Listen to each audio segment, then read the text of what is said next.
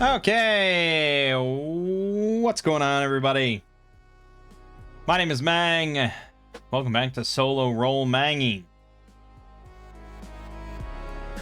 Last time, we finished taking a look at Terra Invictus using Shadow Dark. It was pretty fun until we managed to kill a 14-hit dice Frost Dragon, but then we died to the angry, fanatical cultists that were mourning said Frost Dragon. Go figure. So that ended that, but we're going to move on, and I want to go take another look at Dungeon Crawl Classics. The last time I looked at this, we tried it out with Caverns of Thracia, because I wanted to take a look at Caverns of Thracia. Turns out, Thracia is pretty well regarded as a quite difficult dungeon and module and stuff. So that one ended quite briefly after I think we did a funnel. Yeah, I think we did the Thracia funnel that they made up for the re-release, which wasn't a super great funnel or anything. Hopefully the one we're looking at today is pretty great. I think it's pretty well regarded. I've heard it recommended many times. So, yeah, I guess I recommend going back, if you haven't, and watched that first attempt, the DCC Caverns of Thracia videos I did, because I kind of explained a lot about DCC and what makes it different and everything. It's technically part of the OSR. I mean, in a lot of the ways, it sort of kind of kickstarted the OSR of being like, hey, this new stuff is fine, but what if we went back and looked at old stuff and made it better and newer? Does it make the old stuff better? Well, that's obviously subject to opinion, but it's meant to be, you know, based around the time that it was released. It was sort of like 3.5 edition of D&D, but with a lot of stuff taken from like BX and old school. So it's kind of like, you know, it's somewhat like Shadow Dark or something like that. It's sort of like new SR, kind of. It doesn't adhere that strictly to the old way of doing things, but it's also not power fantasy, 100 different ability kind of stuff like that. It's its own thing. It's very popular, and I want to just try and see more of what makes it popular. But I feel like I can't play a game of DCC without doing a funnel first. It just seems like a core part of the experience. So we are going to be doing another funnel before we get to a level 1 thing. And for this sort of campaign, I want to do strictly DCC stuff. I don't want to interject anything else as far as modules. So we're going to be doing a DCC funnel and then a DCC level 1 adventure, a level 2, whatever, however far we get. But we're strictly doing DCC modules, of which I have a lot. They throw them out in bundles all the time. You can get a lot of them. So we don't really have to go over the rules too much in that case. It's going to be mostly what you expect, especially because we're starting with a funnel, so everyone's kind of shit at everything. The only thing to really keep in mind and remember is the luck stat is pretty unique in this game. So you have a luck stat that's going to be randomly generated for us, 3d6 and all that good shit. And you have a lucky roll modifier. So that's based on this D30 table. Your luck modifier might apply or affect to certain things like finding secret doors or your armor class or your melee attack rolls or who knows. But chances are you're not going to have a positive modifier anyways, but you might. Or you might have a negative one. You can burn off luck to survive life or death situations. So I don't know why I was confused the last time we did this, but yeah, it's after you roll, you can burn luck to make it a success. Now, when you're running this, normally you might not always know how much you have to burn off, you know, in order to succeed. So you just hope for the best. You burn a certain amount and hope for the best. Luck regeneration is pretty slow for most classes except for thieves and halflings. It's basically, it's not once per adventure, it's not once per session. It's mostly just based on the DM and them being nice occasionally, or you doing something specifically kind of in with your alignment, blah, blah, blah, blah, blah. All right, so I've already taken the liberty of generating 16 level 0 characters. And this way we can just go straight down the line. No, we'll do it this way, because if we do it that way, we'll get into a section where all the demi-humans are. So we're going to take 2 from the top, 2 from the bottom. It's an alphabetical list. So we're going to start with an alchemist, a barber, a squire, and a trapper.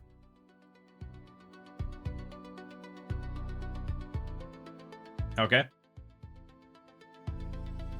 So let's go over these, and we don't name them. They don't earn a name until they graduate from the funnel and survive. So our alchemist has 14 intelligence, so +1 to that, and 13 stamina, +1 to that. 4 hit points, not too bad for a funnel character. You'll notice that that's the highest here. Their luck roll would have applied to hit points, but they didn't get a luck modifier, so it doesn't matter. +1 to fortitude. And as far as equipment is concerned, they have a staff, 1d4 damage, an empty flask, and an oil flask. So there might be some use for that stuff. Good and good and good. The barber has 14 agility, 15 intelligence, but only 6 personality and 5 strength. Pretty painful. +1 reflex, -1 will saves, -2 to all melee attacks and melee damage. 11 armor. I don't think the barber is going to be long for this world, but if he does survive, he could be a somewhat viable wizard or magic user. They have a lantern and a razor and scissors. So the lantern's probably... Well, yeah, you're probably just going to be the lantern guy. Our squire has 15 agility, 15 intelligence. That seems to be kind of a running theme here. Everyone's got +1 intelligence modifier. 4 hit points is pretty nice. Nice high roll there. And 11 AC. -1 to melee attacks and damage, but +1 to missile attacks, which also the barber had. Unfortunately, we don't have much in the way of missile weapons. Squire does start with a longsword, which is pretty big. And, I mean, -1 to hit is not that significant. It's mostly just a crapshoot anyways, so whether you had +0 or -1. And 1d8 -1 is still pretty good for killing a lot of stuff. They also have a helmet and a holy symbol. I don't think a helmet does anything in DCC. I don't think it matters at all. It's not listed anywhere of having any importance.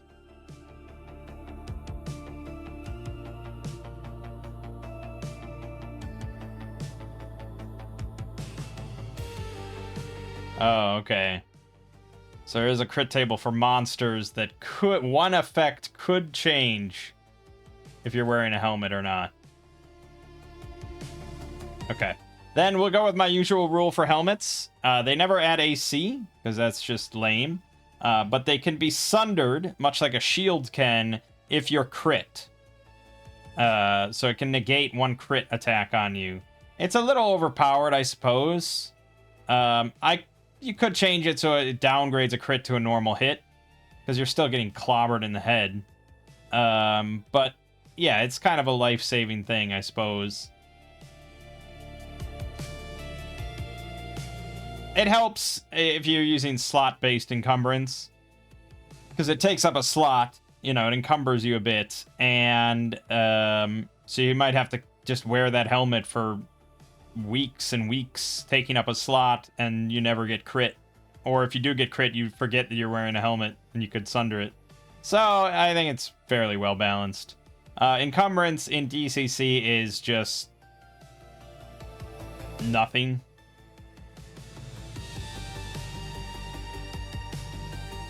There isn't really anything related to encumbrance. It just says use common sense. Players must explain how they're carrying their equipment, which hand holds which weapon, which sack or backpack contains which objects, and so on. A character carrying a substantial ratio of his body weight is slowed to half speed. Yeah, but they don't give weights for anything, so it's sort of just DM being like, yeah, I don't know. it's one of those systems that requires your players to also be invested in the system and be honest and everything and be like, yeah, I probably couldn't carry that, rather than just like hoarding 80 things in their inventory and never telling the DM or anything. Anyways, so that's all fine. And then lastly, we have the Trapper. 16 strength, 14 agility, 11 stamina, 10 personality, 8 intelligence, 13 luck, with a +1 to unarmed attack rolls. That's not going to come up too often. Only 3 hit points, but could be worse. And 11 AC, +2 to melee attacks and damage. They do have a sling, which is nice, but I think we're going to be swapping the long sword from the squire over here. I think they'll just trade weapons. That makes the most sense. So we're going to give you the sling and you the long sword. And I like that it just moves it. Like, it doesn't copy it or any bullshit like that. Just straight up move. Done. Alright, he also has holy water and a badger pelt. You know, you never know. They just give you random goods and maybe you'll come up with a use for them, but you probably won't. That's all well and good then. Oh, that's a ranged weapon, sorry. Oh, oh, yep, okay. As I was just starting to praise the system, this is a ranged weapon. Okay.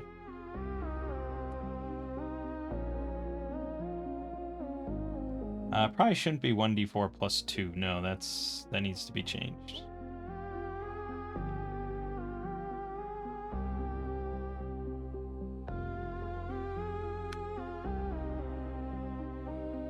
Yeah, it's just 1d4 +1 to hit. Not amazing, but missile damage I think is kind of hard to come by.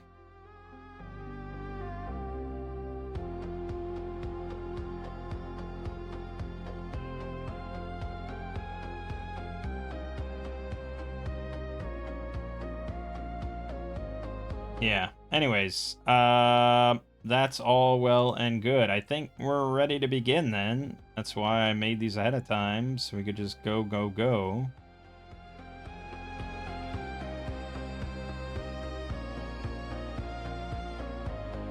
Okay.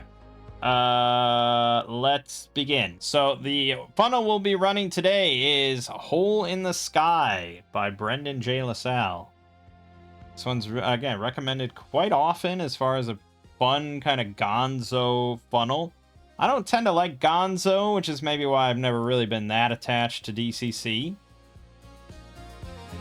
A lot of the DCC modules are not gonzo, though. But this one definitely leans that way. Alright, so we'll skip over the background, and we'll just go to the hook. There's really only one hook for this adventure. The characters all individually feel like they are living the wrong lives and have since as long as they can remember. Each one believes they were destined for something much greater, yet can't find a way to escape their mundane existence. Then the dreams begin. Each character individually begins to have dreams of an alluring woman dressed in blue finery, face shrouded in shadows, who confirms what they have believed their whole lives. Their true destiny has been snatched away by sinister forces. Become my ally, she intones in a ghostly tapestry of indistinct voices. And your enemies shall become my enemies, and together we shall take back the life that was promised to you by the stars. Come and find me at the cliff. As the dreams continue, each character becomes more and more detached from their lives. They start to ignore their work. They have an increasingly difficult time engaging with their old family and friends, seeing each as a jailer in the prison of their life. Finally, the dreams become a mandate, and the characters leave home and follow the visions of their dreams, hoping to discover the mysterious cliff they saw the woman standing at before. They all travel dazedly, as if in a fever dream, their path dictated by strange omens and portents. In some instances, bandits stop the characters to rob them, but seeing the looks on their faces, chooses to let the madman/madwoman continue their journey unmolested. Eventually, these now waking visions lead the characters to arrive at the same time, at a cliff overlooking the ocean. So we are not all peasants from the same village for once in our life. We come from all over the place. We don't even know each other, but we've all been brought here by this strange, alluring woman in our dreams. Yeah, I mean, it's a pretty good setup. It's one of those where it kind of has that thing of like, I could see why we would keep going into danger and stuff, because we're just like, we've been brought here. We're completely dissatisfied with our prison of a life, and like we're just kind of almost in a trance that we have to keep investigating this. You arrive exhausted and confused at the cliff overlooking the ocean. The scene is exactly as it appeared in your dreams, and you are suddenly grateful, as this must mean that you are not insane. There at the edge of the cliff is the woman who has haunted your dreams for months, standing behind a long table, incongruously set for a banquet here in this wild place. The woman is nearly 7 foot tall, wearing tattered finery of deepest blue, and for the first time you see her face. Somehow her head is that of a statue of a woman. Her features are inanimate and softened, as if rain and wind had eroded the statue head over time. In her left hand she holds 2 severed human heads by the hair. In her right hand she holds 3. As you approach, she holds all 5 up as if to greet you with their dead faces. Then those dead eyes open, and the 5 heads speak to you in unison, each in their own voice. Welcome, brave friends. I know you have many questions, but let them wait for now. I know you must be exhausted from your journey. Sit, eat, and rest. All of your questions shall be answered this day. You notice that one of the heads, a pale-skinned outlander with bright red hair, speaks in a foreign tongue. The feast is laid out before the players: meat, bread, cheese, vegetables, and wine, and the assembled characters may sit and eat all they like. Of every 10 dishes, 8 are fresh and delicious, but 2 are visibly rotted or otherwise despoiled. For example, a plate of mutton crawls with maggots, a bowl of berries is green with fungus. The despoiled dishes are disgusting, but cause no ill effects. Keep track of any characters who choose to eat the foul dishes. Okay, well, I can't imagine any of us would. But for the sake of being interesting, I'll roll a d20 for each of them. If any of them roll a 1, they're gonna eat it in their trance. 1, 2, 3, 4. Oh God. Okay. What the fuck? Fine. The squire and the trapper both eat a couple of the disgusting spoiled dishes. When the assembled indicate they have eaten their fill, the woman in blue addresses them with her assortment of heads. Thank you, friends, for taking the dangerous journey to be here today. I know each of you, your minds and your hearts, and yet I must keep my identity veiled. If I were even to think my true name, it would instantly be sensed by our enemies, and they would race here to break our fellowship and confound our plans. Please let me be known to you as the Lady in Blue. Trust that I am a friend, and not one that would mislead you. Know this, our enemies, who are indeed the enemies of all right-thinking people of this world, have kept you from living the lives you were meant to live. Each of you was born under the wrong stars, a misfortune fostered upon you by our enemies. But I wish to be your ally. I can set this misfortune right. If you wish to have me for an ally, I ask you just this. That tonight, when the full moon reaches the top of the sky, you step off that cliff and onto an invisible bridge that does not yet exist, but shall exist tonight. This bridge will take you on a long journey across the ocean. The journey will be difficult, and some of you may not live to see its end. But those who do shall find the hole in the sky, a porthole to another world. That world is a prison, and its warden is a titan, a fierce creature that cannot be slain by mortal means. This titan keeps a prisoner in a cage of alder wood. Its prisoner is our ally, and to say her name aloud would give my presence away to our enemies. At this, the lady in blue takes a cup of wine from the banquet table and carefully pours it there on the dusty ground. For a moment, you see a word written there, Dresta. A moment later, a mass of beetles bubble up from the earth and devour the word. An instant later, they disappear, leaving only bare ground. Never speak the name aloud. Friends, I would ask that you take this bridge tonight under the full moon to the hole in the sky. Free our ally. Those who do so shall be my trusted friends, and I shall set their stars right with this. The lady in blue gestures, and you hear an immense tearing noise, as if the spinning of the world was grinding to a halt. Incredibly, a seam opens in the morning sky, and you are looking through it into another world, one where a massive black monolith is the epicenter of what seems like the mother of all storms. The wind blows so hard you're all shoved back several feet, almost to the edge of the cliff. As your eyes adjust, you see that the monolith is actually the edge of an immense black wheel. The wheel turns slowly and seems to be made of the night sky itself. You see stars, clustered in groups or shining alone in its surface. As it spins, you feel as if reality itself might slip from beneath your feet at any moment. You clearly hear every word the Lady in Blue speaks, despite the hurricane winds. This is the Wheel of Destiny, one of the posters of the universe. For every brave friend who aids in the rescue of our ally and returns, I shall allow them to spin it. Once. One time, and the true destiny you were meant for shall be yours. With a gesture, the lady closes the seam in the morning sky. The winds dissipate. You see that the remnants of your feast have all been blown into the ocean. The Lady in Blue will not answer any questions about herself or the nature of the enemies. If any characters decide to decline the Lady in Blue's offers, she bids them farewell, then ignores them. However, each one dies of some mishap within 24 hours. In every case, their head is severed. Once the remaining characters have agreed to the quest, the Lady in Blue blesses them, kissing each on the forehead with one of her severed heads, then sinks down into the earth. In the blink of an eye, she is gone without a trace. If a player speaks the name Dresda aloud at any point before they enter the prison, they must make a luck check. Failure means they have tripped Idgirl's cosmic alarm, keyed to stop rescue attempts before they begin. Idgirl sends a curse down upon the individual. The next opponent who attacks the speaker rolls an improved die.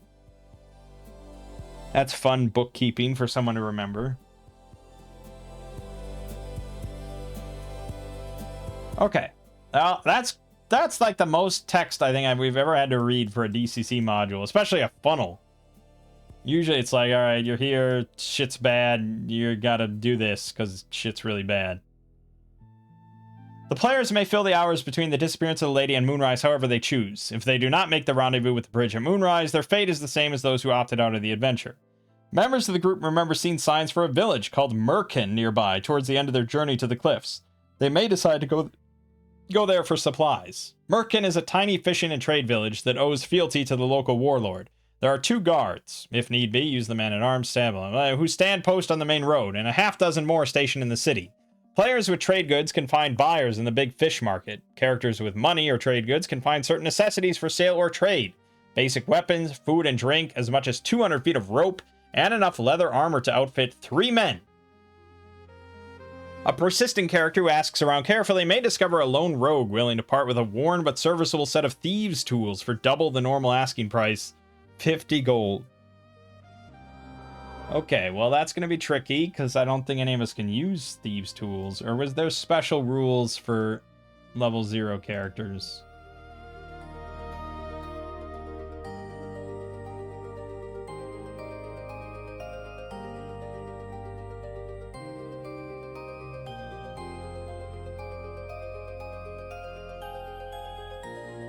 I thought there was.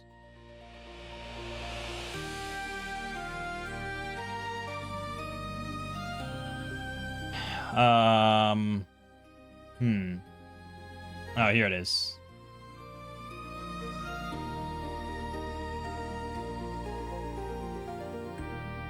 No, I guess not.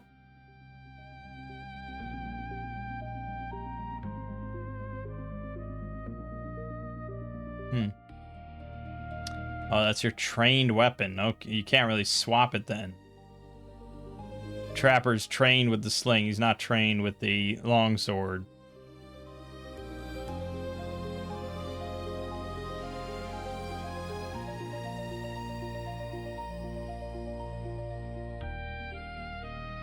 Starting trained weapon and trade goods can be determined thematically with the judge's approval.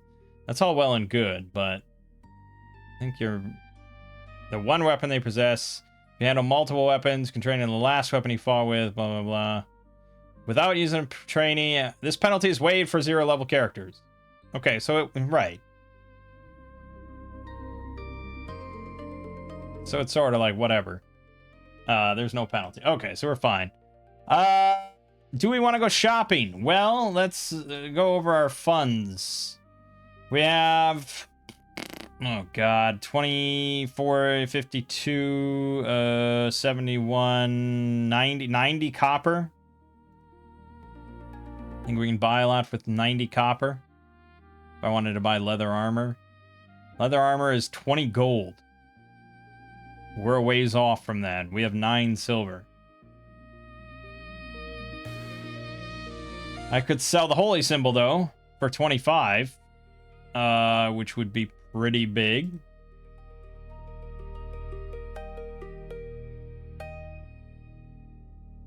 Seems like something a character might not want to part with, but this is life or death. Oh, I guess I could sell the holy water for 25. Okay, if I sell both of those, we could get 2 sets of leather armor, which is not bad. But I also don't really have another character that's great in melee. I guess the alchemist could float into melee. Okay, fine. We'll sell the holy symbol and the holy water. Hopefully we don't come across any undead. That's 50 gold, minus 40 for the leather armor. We have 10 gold left over. Probably should buy rope. So that 200 feet of rope is going to cost us a gold. And then we have a lantern, but I don't know if we have... Oh, we do have an oil. Okay, excellent. That was really lucky. It saved us. A grappling hook could be pretty damn useful, so that's 2 gold.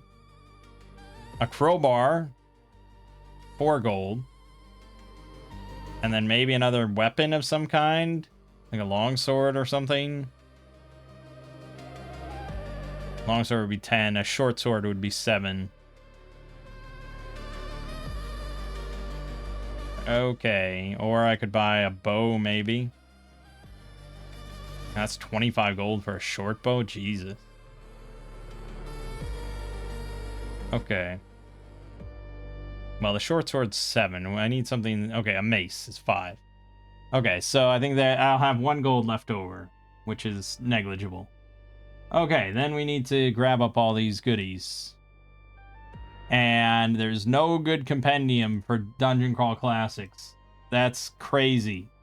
How can you exist in this world and do such things to us? Fuck. I'll be right back. Okay, so we have to add stuff manually, which is fine, I guess. Alchemist, leather armor, and this is leathers plus 2 AC, minus 1 check penalty, D8 fumble die. Plus 2 AC, minus 1 D8 fumble die. Now, there's no way for me to copy an item over, right? There's that mechanic doesn't exist. No, it'll just move it. Fine. Let it be said, I don't mind a little manual labor. Okay, that's all correct. So now, 12 AC on the Alchemist, 13 on the Trapper. We've seen better. I guess I could have bought shields. Those are 10. I could have bought him a shield instead of the other shit, but we bought the other shit. So that's 200 feet of rope. I guess we'll give it to the barber because he's in the back. So rope, 200 feet. We'll give the trapper a crowbar because I know we bought that.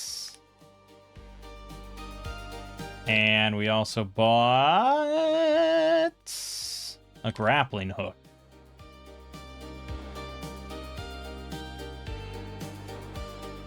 I'm also thinking now about the iron spikes, because that's probably smart.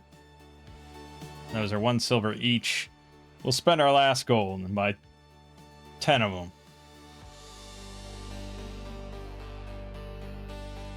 Done. Alright. Then we head back just in time to make it to this moon bridge.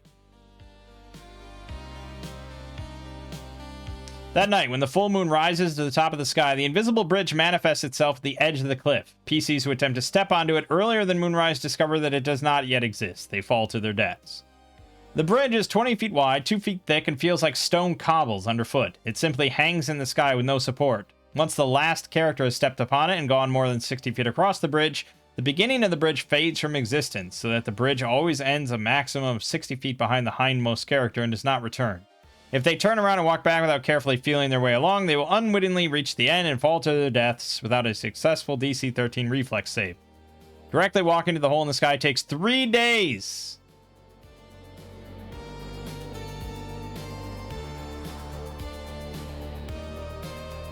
Were we supposed to have brought food?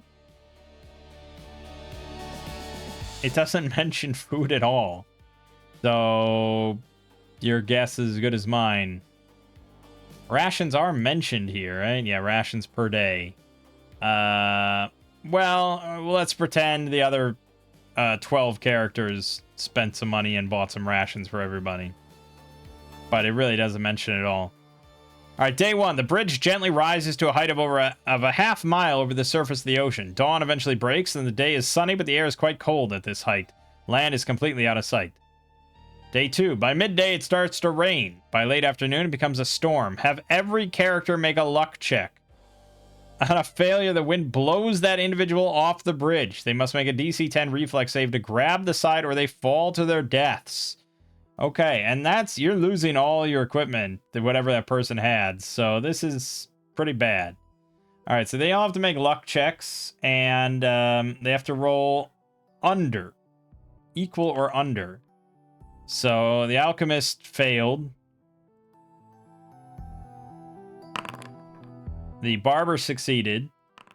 The squire failed. The trapper succeeded. Okay, so these two now have to make a DC 10 reflex save. The alchemist failed. No, succeeded. You want to roll above. You want to roll above for everything but luck, so that's good. All right, so the alchemist manages to cling on, and the squire fails. I'd have to burn 8 points of luck, but why wouldn't you? I mean, you're dead otherwise, so fuck it. 8 points of luck gone. We cling to the edge miraculously.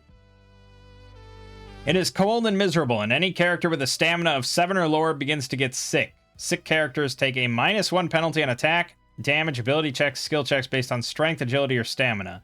Sick characters who get 8 hours of rest can make a DC 11 fort save to recover. The storm abates around midnight. Okay. Stamina of 7 or lower. For our group of 4, which is the only thing I'm concerned with right now, that's nobody. So we're all good. Day 3. The day is cold and windy. At midday, the PCs pass over the wreck of a ship on the ocean. As they do, a pack of sea shrikes, warty and odious bird-like monsters that have been resting on the wreck, fly up and attack. These beasts have feasted on adventurers traveling over the bridge for generations and are always on the lookout for their next meal. The beasts want flesh, and if they kill one of the party, they will work together to drag that individual over the side to fall into the ocean. If they manage to get 3 corpses over the side, one of them shrieks a signal, and the beasts cease their attack to go feast. Okay, so there's 7 sea shrikes. Now, keep in mind, per actual funnel rules, there would be 20 characters in play or so, like whatever, 16, 20, 24, whatever. Everybody would have 4 characters in play on this bridge. So it's not fair then to have 7 versus 4 in this situation. So we can reduce this to like, well, what's 20? Well, 16 divided by 7 is like 2.2.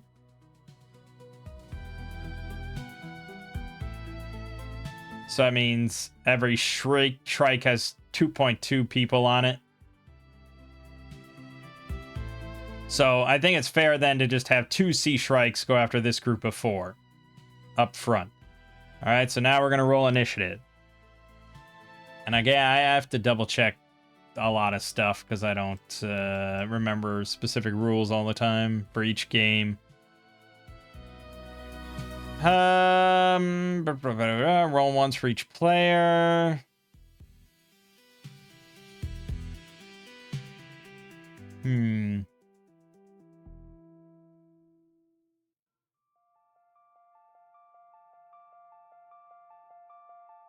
Yeah, technically I'm 1 player.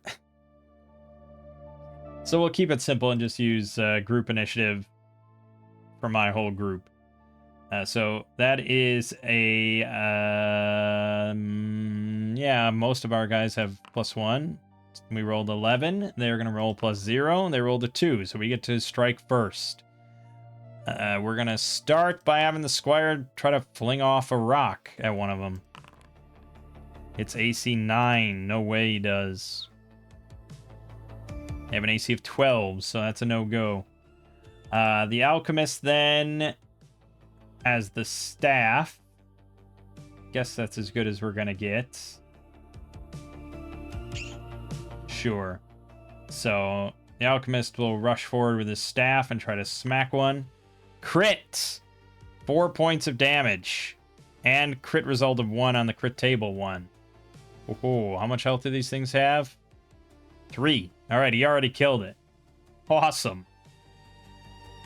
Well, that's promising. And then the Trapper is going to rush up to the other one and try to slice it in half with the long sword.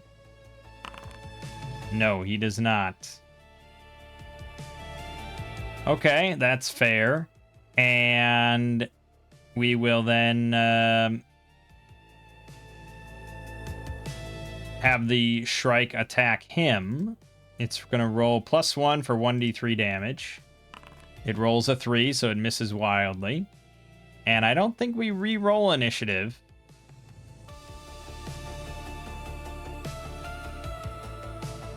No. So we don't re-roll initiative, so it's back to us. Longsword, miss again. The staff, miss again. And the sling. Crit! Oh my god. We're slaughtering. Beamed it right in the head. Alright, well that was a combat.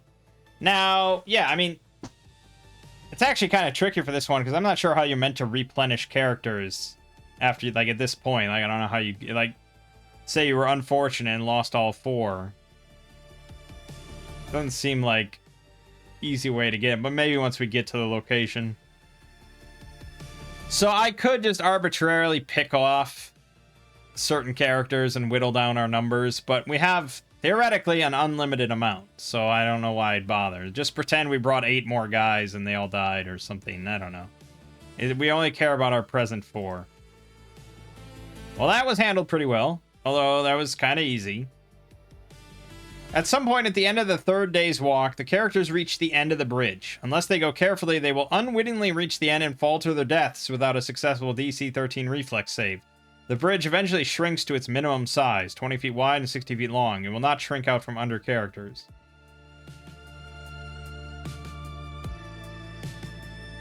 That's a weird thing. Like, how are you supposed to adjudicate that? Like, if you ask if the players are moving carefully, they're gonna say yes. Always, 100% of the time. Who's ever gonna say no to that? And if you don't telegraph it at all, and there's no indication, the players are just like, yeah, we keep walking. It's like, okay, well, you dumb fucks, you walk off the edge. I don't know. There's just not a good way to handle that, I think. That's fair. Anyways, the hole in the sky is not yet aligned with the terminus of the bridge. If a character takes a leap of faith into the sky to see if it is there, they fall to the ocean a half-mile below. The characters must wait an additional 2 days for the hole to appear. What the fuck? I mean, she said...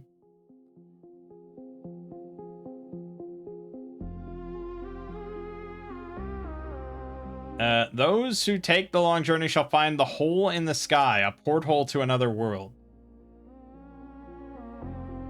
Okay. I mean, I could see maybe someone taking a leap of faith.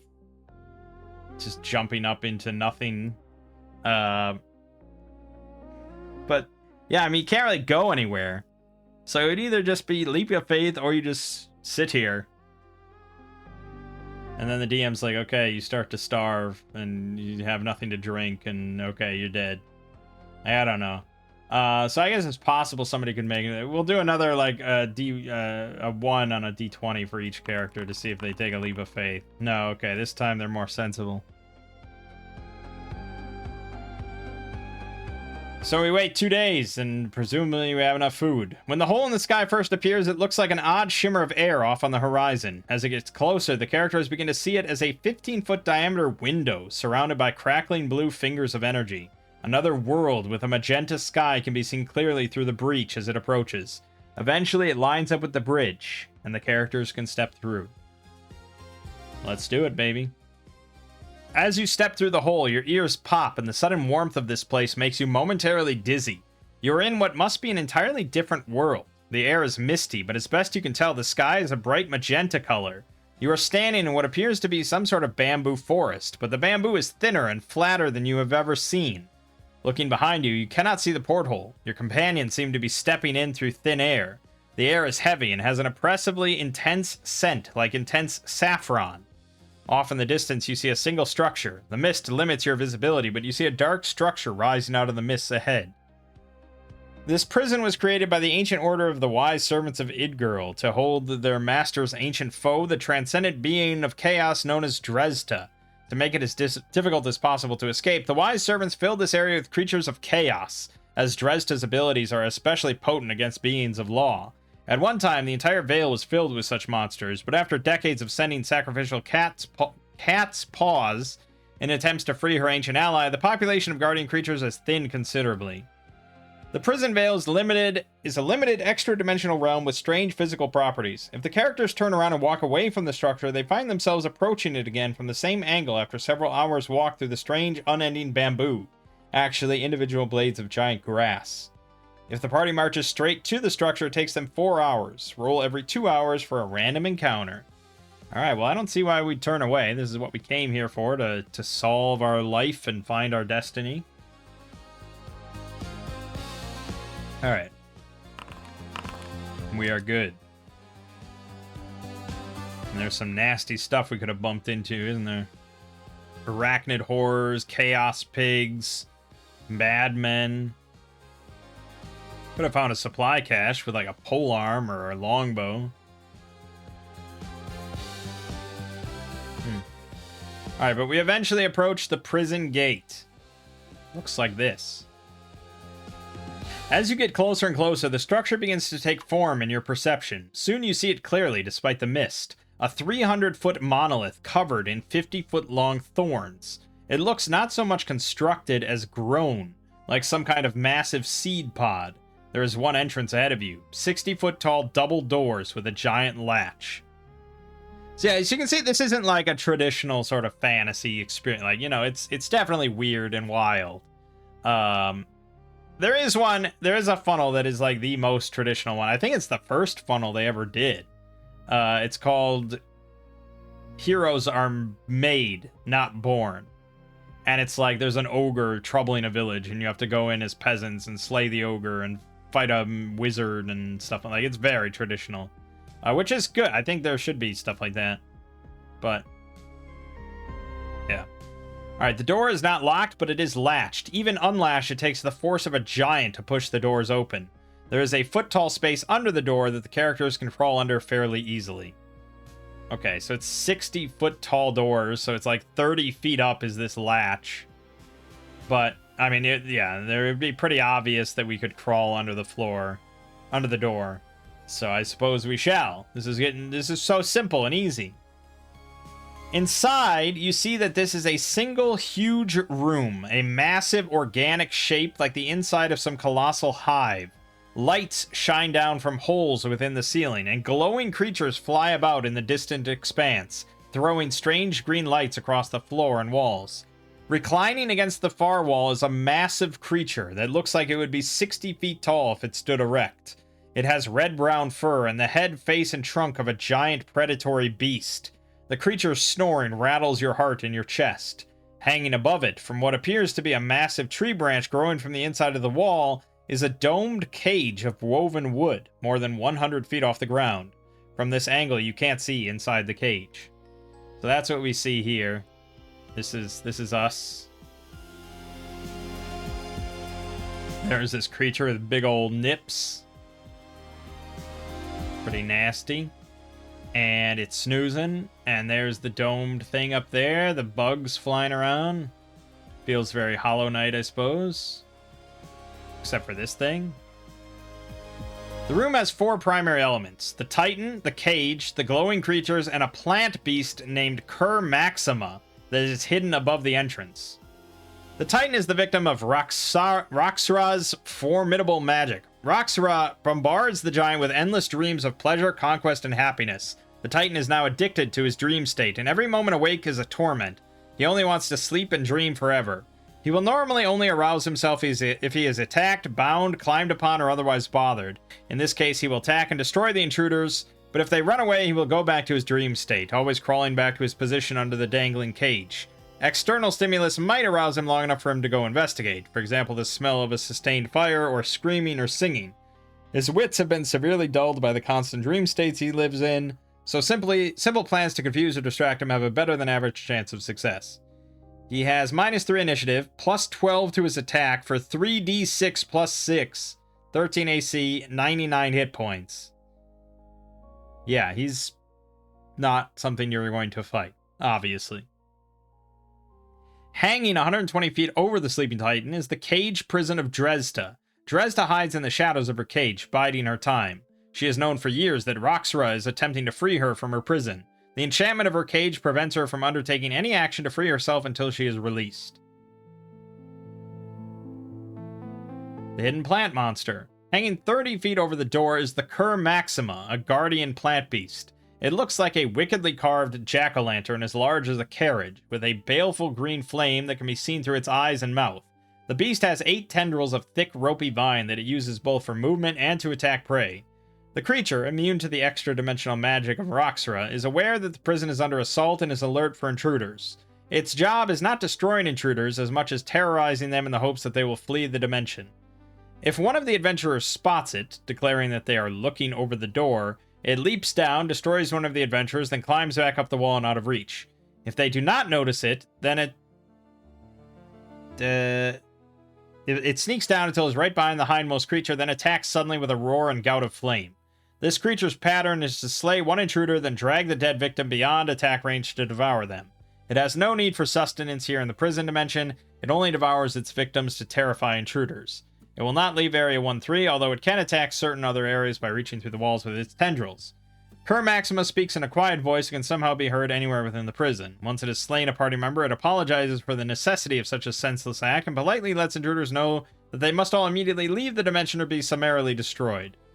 It will not respond to questions, pleas for mercy, or any other communication. It will stalk and kill the members of the party one at a time for as long as they remain within the prison, always slaying just one, then moving off. Whenever it destroys a victim, it rips them into pieces. Be sure to describe the carnage in detail, so the players will quickly understand that they need to run away from the creature. The creature regularly torments Dresda, and if she is released, her first action is to destroy Cur Maxima. If the characters do anything other than leave this area, the beast attacks again after a few moments of watching them from his spot on the wall. So it's got +3 initiative, +5 for its melee attack, which is 2d6 +1 damage, or a grab, 14 AC, and 57 hit points. You can only attack once per turn?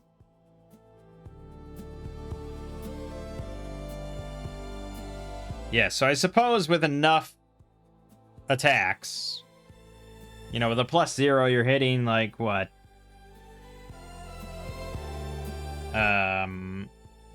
35% of the time, and you're gonna do an average of like 3 or 4 damage probably. It's possible if you threw the whole party at it and were determined and it didn't flee, then maybe you could kill it, but it says that it flees after killing one person, and it's gonna kill one person. So we have to determine then who is the hindmost character. I know I said that we normally only concern ourselves with this 4, but I am going to whittle down some numbers here because that's seems fair. So unfortunately, the quickest way to do this is to just check everyone's luck score. And whoever has the lowest luck. It might be our squire. 4 is really bad. That's almost bottom of the barrel. I can't really imagine anyone having a 3. But if I see another 4, we might use that person instead. 9, 12, I guess I can... 6, 10, 4, the Dwarven Stonemason. Okay, and the Stonemason. So between him and the Stonemason, Does he attack the squire? He sure does. All right. So I highly doubt we notice.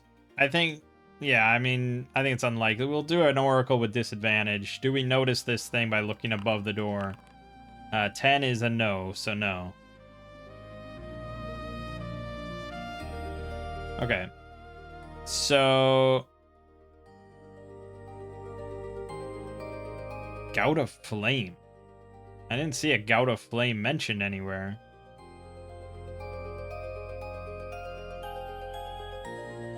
Anyways, so it's going to get surprise on our squire.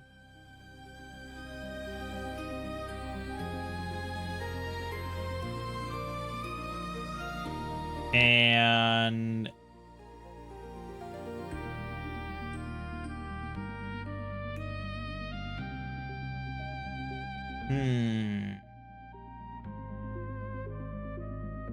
well, it's surprise is just not aware. The surprise.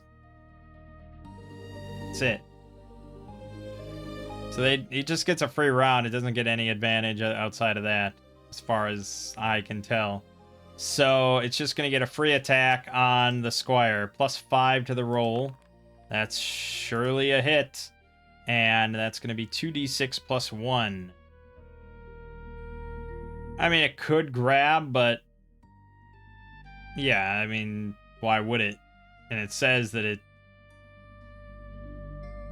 Yeah, it's just going to attack. 2d6 plus 1.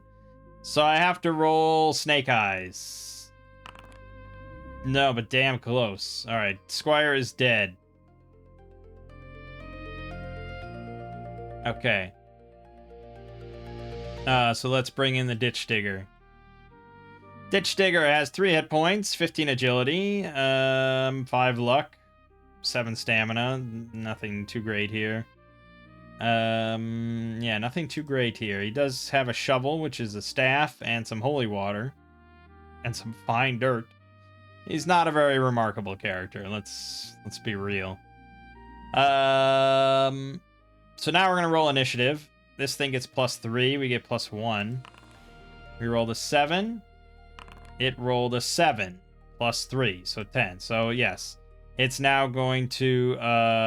So it just like ripped the squire apart, just shredded his body. Threw a bunch of the chunks in its mouth, and then, scrambled back up the wall.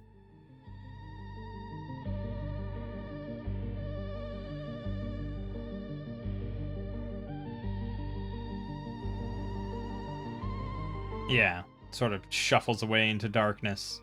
So we are thoroughly bothered by that. Would we have any equipment? I think there's a chance for each thing. Let's just roll an oracle for each piece of gear. So does the sling survive? No. Does the iron spike survive? Yes. The steel helmet? Yes. Okay, well then the trapper's getting the helmet. Oops. And he's gonna grab the spikes. Sling is gone. Squire is gone. Okay, well, that's a concern, because now there's a big thing that's stalking and eating us every so often.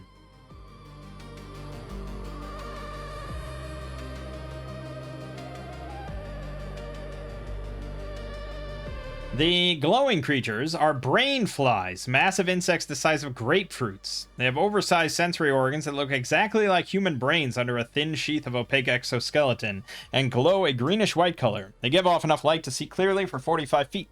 The creatures are harmless, surviving on the biodegrading slough the interior of the prison continually sheds. Okay. So we have this massive, grotesque, 60-foot-tall titan in front of us. We have this horrible plant creature monster thing that rips people apart, hiding in the shadows above us. And as far as we can tell, there's no other way around this room. So yeah, I suppose we're going to scramble to try to find some way out along the walls. Or we could just flee, I guess. But that's kind of the end of the adventure. So let's pretend we don't do that. Create characters who declare they're looking for secret doors or a place to hide from the beast. Spot a breach in the wall along the floor. The entryway to 1-4. It takes DC 12 strength check to shove the debris aside enough to make room to squeeze in. Okay, well, I guess our trapper will leap into action. Oh, no problem. Yeah, no problem at all. So he... And the man of action, he leaps in and clears the area, and we all scramble in. You push past the debris and find yourself in a gloomy chamber that smells like autumn leaves after a heavy rain. The chamber is lit by several of the same strange glowing creatures you saw in the main chamber, contained in a hand-woven cage that hangs in the center of the room. This room is full of debris, and walking across it will be difficult. To your far left, you see a shadowy passageway, slightly curved as it runs along the interior wall of the huge chamber you just left. In several places down that wall, a tiny breach allows a ray of the strange light from the main room to shine in.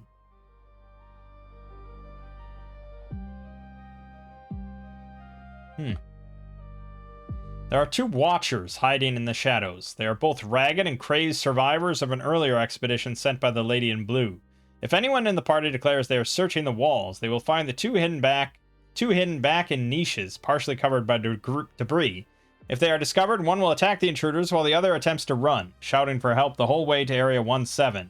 If the runner gets as far as 1-6, her shouts are heard and the rest of the survivors gather their weapons and prepare for the attack.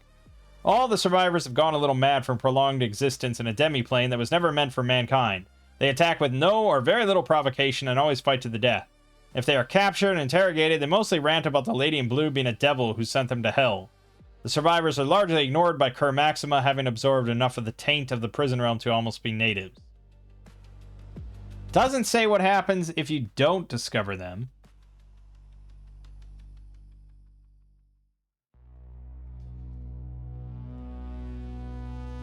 So a little guidance there would have been kind of nice. So that's if we don't search the walls. And that's just 1-4. So it's this, and then there's a tunnel leading further. There's debris everywhere. Smells like autumn leaves after a heavy rain.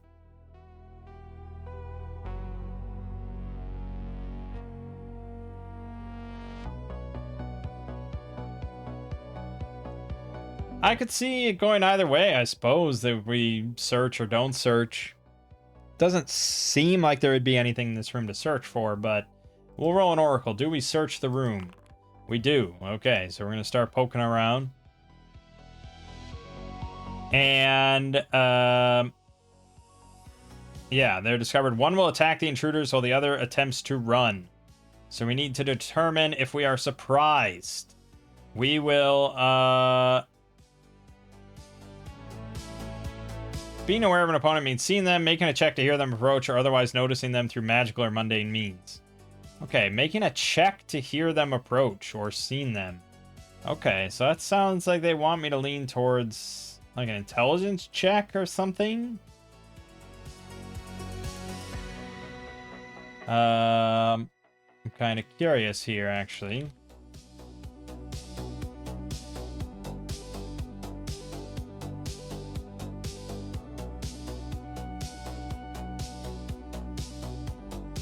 I think we went over this last time, where I'm just like, I don't know, I'm fine with the old school way of, like, DC, or using the axe way. I like the axe way, it's nice and simple.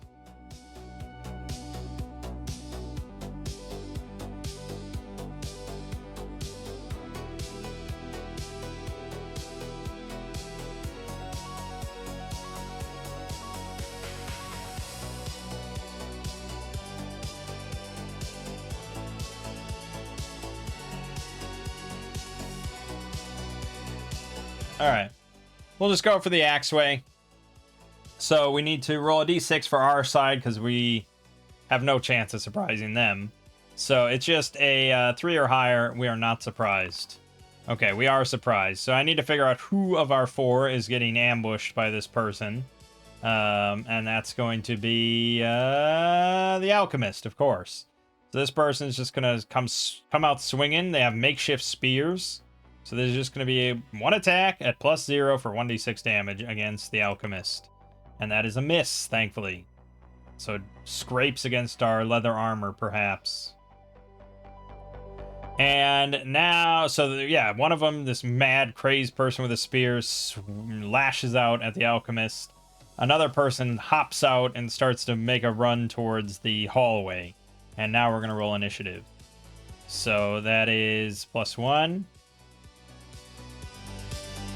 No, I don't want you to do anything with combat.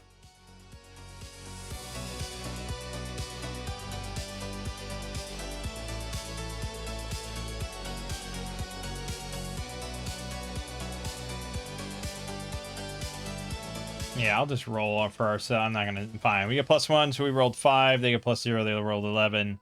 Oh, they get +1 as well. Okay, so that other one's just gonna keep sprinting down the hall, and there's a tripwire. There's a tripwire in the middle of that hallway, and it says the survivors all know to avoid it when they walk. So we might see them, like the person running, jump over that a little bit. I don't know if there is a perception. Would it be agility? Ability to discern information and assess complex situations. Yes, I suppose it would be. Okay. So I'm going to have these two. They were the ones looking that way. I'm going to have them roll an intelligence check of a DC of 12 to see if they notice the person jumping over. Okay, Ditch Digger did not. Trapper did. Yes, okay. He just barely noticed this little leap over something that was... that he doesn't even see the tripwire. He just notices this weird little leap movement the person did. Which you might think is just, okay, it's a fucking crazy person, but... maybe there's something there. Alright, then the other one is going to attack the alchemist again. +0 on the attack. It's a 17 for 1d6. 3 damage. Ooh, we're down to 1. Ah! A hearty stab. No joke. We are going to counter. 13 for 1 point of damage. And we are talking about AC of 11 with 4 hit points. We'll say it's the 4 hit pointer one, sure. So down to 3 now. The trapper, of course, is going to put an end to this, no problem. Oh yeah, done. Decapitated. Okay. Now we're on alert. We're looking around the room, checking all the shadows, seeing if there's anything else. There's no getting that other one that ran away. So we're going to have to just deal with that when we get to it. But he does let them know that he thought that person jumped over something in the middle of the hallway, so be on alert. Yeah, there's nothing we can do to patch up the alchemist or anything like that, obviously. You're on a death clock from the moment you walk in here. And I guess we'll probably have another attack from Kerr Maxim. I don't know if I meant to...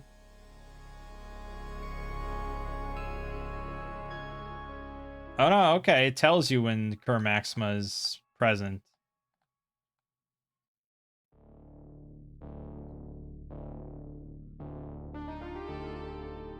Yeah, it's not that often. Okay, I thought it was going to be like every room or something, but no, it's not that often. All right. Then we will just press on.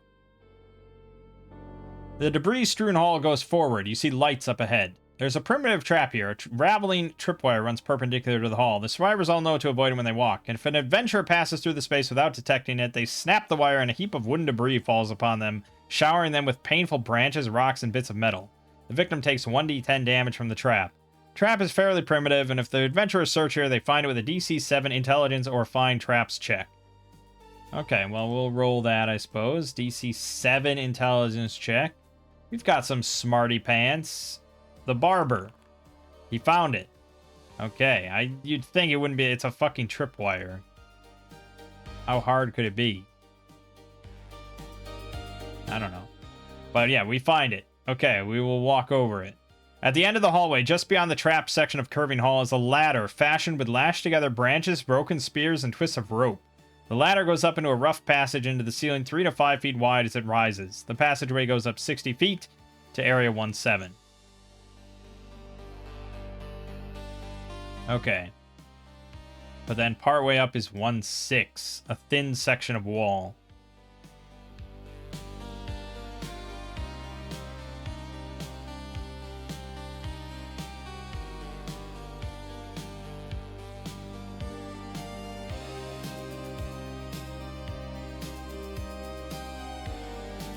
Okay.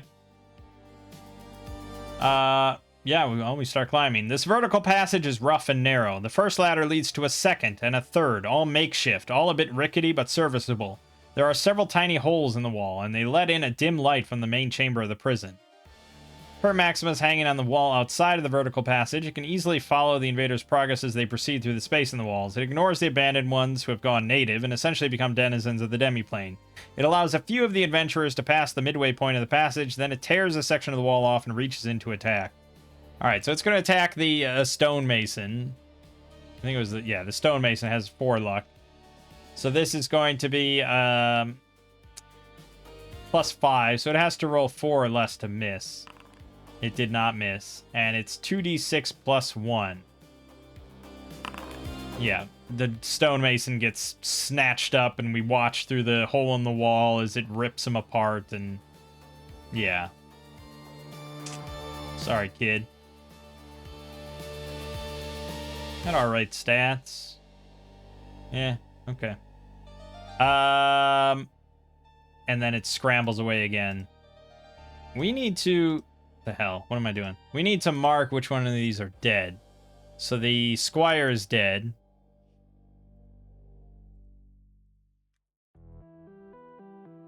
And the stonemason is dead. I think those are the only 2. So, could be worse. Especially because it doesn't really matter that much. You'll pretty much always succeed at a funnel unless your DM is like running it wrong or something. But you may not succeed with the character you wanted to succeed. Okay. If the survivors in Area 17 know the adventurers are approaching, they wait in ambush for one to reach the top of the vertical passage. Then they attack while they have the invaders bottlenecked. This is the main conventional battle of this section of the adventure, and there should be as many abandoned ones here as will make a good battle. 12 for an average party of adventurers this far into the dungeon, but feel free to adjust that number as you see fit. Alright. So it's 12 for an average party, which would be like 20 people. I would think. So we probably should be outnumbered. So we'll say there's 5 abandoned ones, and one of them is Carlos Gend, a level 1 dwarf. He's survived here for years. He's de facto leader of the abandoned ones. The group survives by scrounging and collective cannibalism, and when the characters arrive, his first thought is to cull the weaklings, imprisoning them and storing them for later eating, and welcome the strong into his band. He will join the attack against the invaders, but if the opportunity to take prisoners arises, he will gladly capture whom he can, meaning to turn them into new followers or stock for the larder. He's both a survivor and relatively lucid, and he will surrender and plead for mercy if he thinks it will buy him time to escape later on. He possesses a magic whetstone wrapped in a silver cord. If he has the opportunity, he can spend a combat round running it down the blade of his axe. When the stone is run across every edge of a bladed weapon, the weapon lights up with a strange purple fire that lasts for 7 rounds, during which the weapon does plus 1d6 damage per successful strike. The whetstone can be used once per day. That is a nice little magic item to have. Alright. Well, this is a problem, because they're going to ambush us. Specifically in order to bottleneck us. And the Trapper is leading the charge, because he's our best bet. But that means he's most likely to die. So, we're not going to roll a guaranteed surprise or anything, but they are going to get +1, because they're waiting in ambush. So, I need to roll a Well, technically we get -1 then. So I need to roll a 4, 5, or 6. Okay.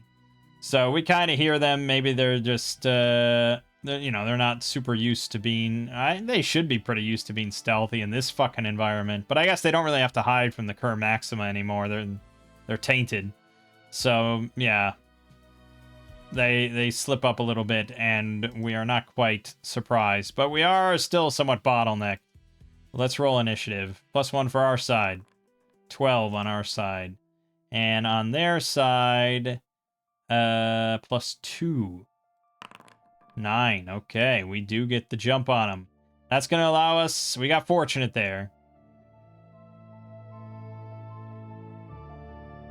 So how do you want to narrate such things? I mean, it's hard to say. They were waiting in ambush, but maybe they just kind of miss a bunch. Like, you can sort of narrate it however you want to explain how they got caught with their pants down. But maybe we just sort of charged up as soon as we realized they were there, and we just, kind of jumped into the midst. However you want to do it. But all 4 of us are up there. And I'm going to give an attack to the first 2 that were in line, which is going to be the Trapper and the Ditch Digger. Alright, so the Trapper is going to swing at one of the crazies. Alright, he nicks one for 1 point of damage. Not great. The Ditch Digger will try to follow up with his shovel on that one. Miss. Okay. So we're all up there. There's 4 of them. The Dwarf is going to spend the round sharpening his blade. You'd think that he would have done that ahead of time, but it only lasts a little bit of time, and he didn't know how long we were taking. So he does it now. That means that the other 4 are all going to swing, 1 for each of us. They have +0 to their attacks with their clubs. The Alchemist, hit. The Barber, hit. The Ditch Digger, miss. The Trapper, miss. Excellent. Okay, so the first 2 got hit for 1d4. The Alchemist is dead. The Barber is not dead. Holy shit. Okay, the Alchemist goes down. That means we're bringing in the Soldier. Let me rename the Alchemist real quick. There you go. Soldier's coming into play. 4 hit points, 12 strength, 14 stamina. Yeah, not bad. Could be better, but not bad. He does have a spear, though, and a shield. You don't say. A shield.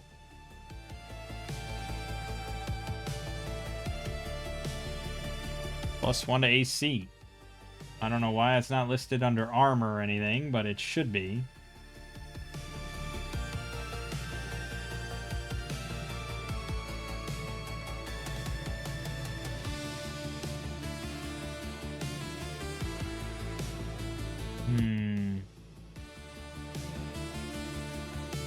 Yeah, if I knew... Why is the shield not listed as armor? You didn't want to go through this trouble of adding this?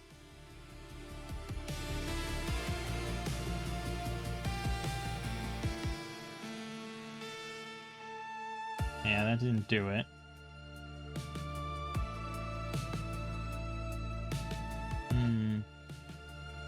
I mean, I have no idea how to do it.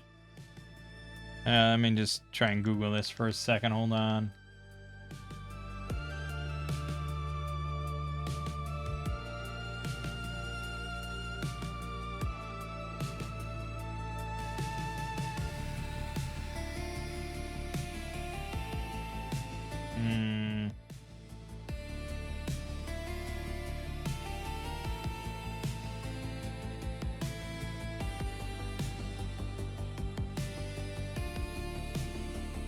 No clue. I'm sure it's something to do with this effect. I don't know why it wouldn't be simple to add. But... no, I have no idea. Unless I could figure out what the attribute key is. Unless I'm just supposed to put armor class. I took a shot in the dark. But it's not something that can be equipped. So I don't know how you... Well, maybe... No, wait a minute. What if we just say that it's armor? Why don't... Yeah, well, okay. Why wouldn't we do it that way? So that's +1, -1 on the penalty, and that's it. Okay, okay, we did it. We got it. So now we have 11 AC. So it was meant to be just added as armor. Alright, so we got a shield and spear. The alchemist died right here, so we can get his leather armor if we survive. I don't know how we wouldn't survive. I'm still not sure how you get replacement peasants. But anyways, I think that was the whole round. So now we need new initiative. We get +1, 4. They get +2, 16. They're going to go again. So they're going to swing... Yeah, they're all going to swing once, and then the dwarf is going to swing at the... Oh, I don't know, man. Would he swing for who seems to be the toughest? Would he swing for the guy with the spear and shield with a bearing of a soldier? Or would he swing at the injured guy? I'll just roll. Does he swing at the soldier? No, he's going to go for the injured guy. Okay, so everyone's going to attack once. The dwarf's going to attack the barber a second time. Alright, so let's start with the clubs. +0. Soldier, miss. Barber, miss. Ditch digger, miss. Trapper, hit. 1d4 damage. 2 damage. He's still alive. Alright, and then +2 from the battle axe. Oh, he's a level 1 dwarf, so he gets the mighty deed die. And that's in addition to your strength bonus, right? So... Because you always get to add your strength, so yeah. Yeah. Okay, I see. Alright, so it's +2 plus 1d3. I wish there was a way to add custom dice to this. That'd be handy. I don't know if there's a DCC dice roller module, but I kind of doubt it. I mean, we could just add little buttons down here to, like, flash roll 1d3, you know? Okay, so he's adding +5 to this attack against the barber. He fumbled! What? Fumble! Okay, well that's good for us, man. So he's gonna roll based on his armor. What's his AC? 14 AC. We have no way of knowing exactly what he's equipped with. He has a battle axe. We can't assume his dex is that high, right? And he maybe has a shield, doesn't have a shield. No, he's swinging 1d10 with a battle axe. That has to be two-handed.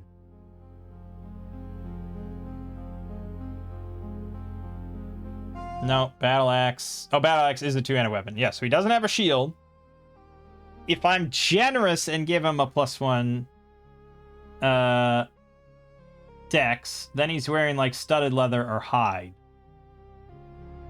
But otherwise it would be scale. So I think it's a D12 fumble no matter what. So here we go. D12 fumble. He rolled an 11. What an idiot.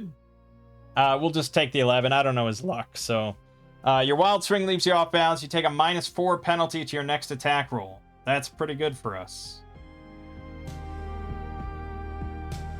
10 would have been better though.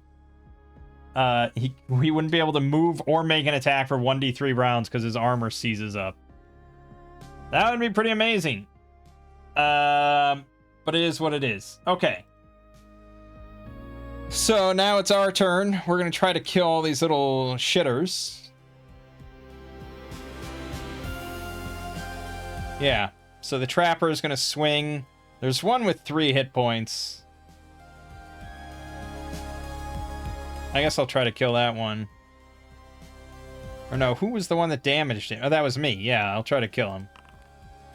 That did it. We killed one. Excellent. Ditch Digger's going to swing at a second one. That is not a hit, because I think they had like 11 AC. Yep. Alright, the Barber is going to try to stab one with his dagger. not really going to do much of anything. He fumbled, and he rolled a 2 on the fumble. You trip, but may recover with a DC 10 reflex save. Otherwise, you must spend the next round prone. The whole round prone. Alright, he recovered. And then the soldier's going to stab it with a spear. No, miss. Okay. New initiative. +1 on our side is 19. 16 on their side. We get to go again. Trapper's going to move over to a next victim and swing. Okay, 1 point of damage. Ditch Digger will try to compound on that. Ooh, he's down to 1 hit point. And the Barber finish it. Crits, we sure can. Okay, they're down to 2. And the Soldier will stab 1. That is a kill. They're down to 1 plus the Dwarf. I don't know if they will, no, they will not fight. Well, the Dwarf will maybe surrender. He is technically facing down like 12 dudes here.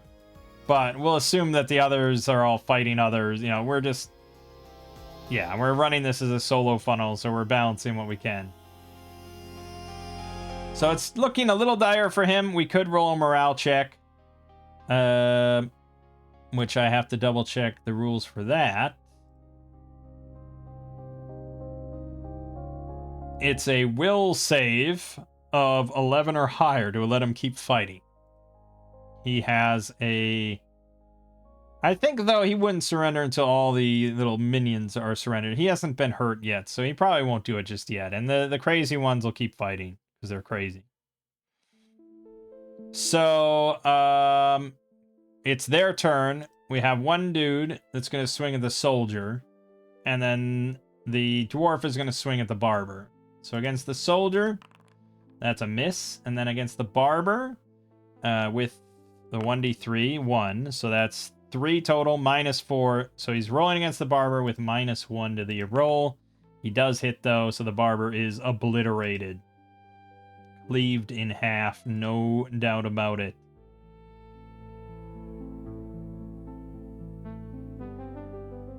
Yeah, it's 1d10 plus 2, so no matter what, he's just fucking dead. Alright, Barber dead. Alright, that means we're bringing in the Dwarven Herder. Strong Dwarf. Look at these stats. 13 Strength, 12 Agility, 15 Stamina, 14 Intelligence. A whopping 3 Personality. Jesus. And he has a staff.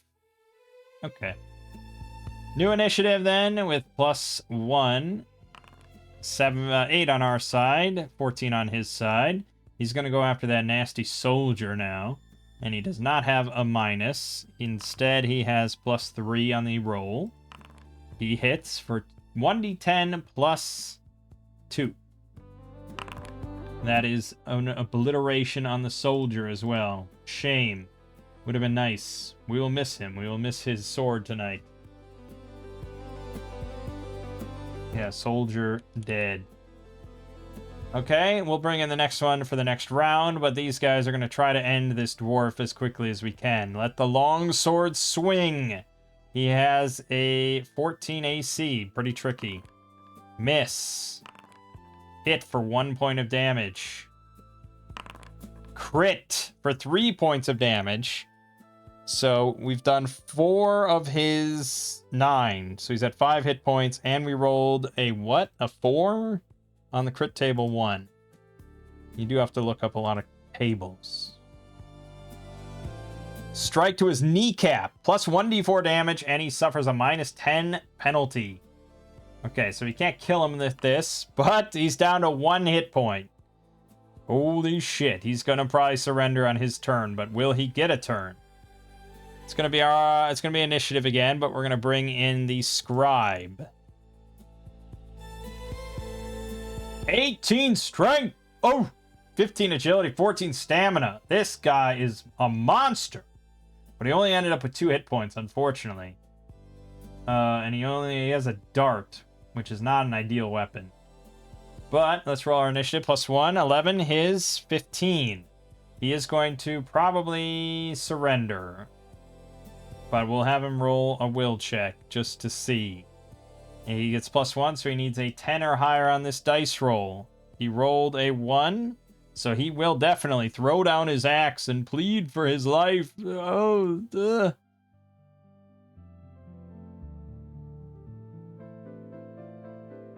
Because all the other abandoned ones are now dead. Like, oh no, please, I didn't, I'm a prisoner of this place. It was a suicide mission. Oh, the lady in blue. I should have stayed in the mines. Oh, God.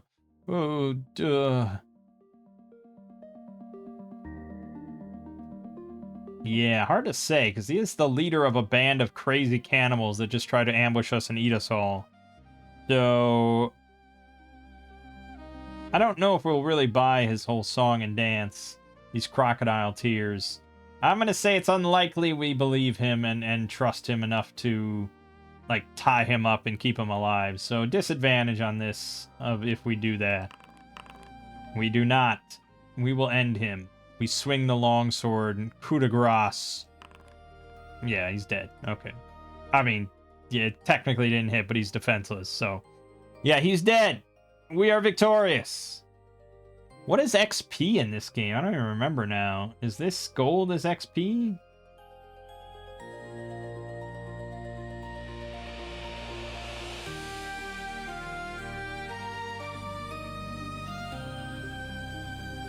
I have no idea. Level advancement. Each encounter is worth from 0 to 4, and those XP are not earned merely by killing monsters, disarming traps, looting treasure, or completing a quest. Oh yeah, typical encounter is worth 2 and up or down, and you need 10 to get to level 1, and we don't track it usually for funnels, but right, so that's like 5 encounters or so to get to level 1 if you were tracking. But then from 1 to 2 is about 25 encounters. But an encounter can be looting treasure, or disarming a trap, or completing a quest.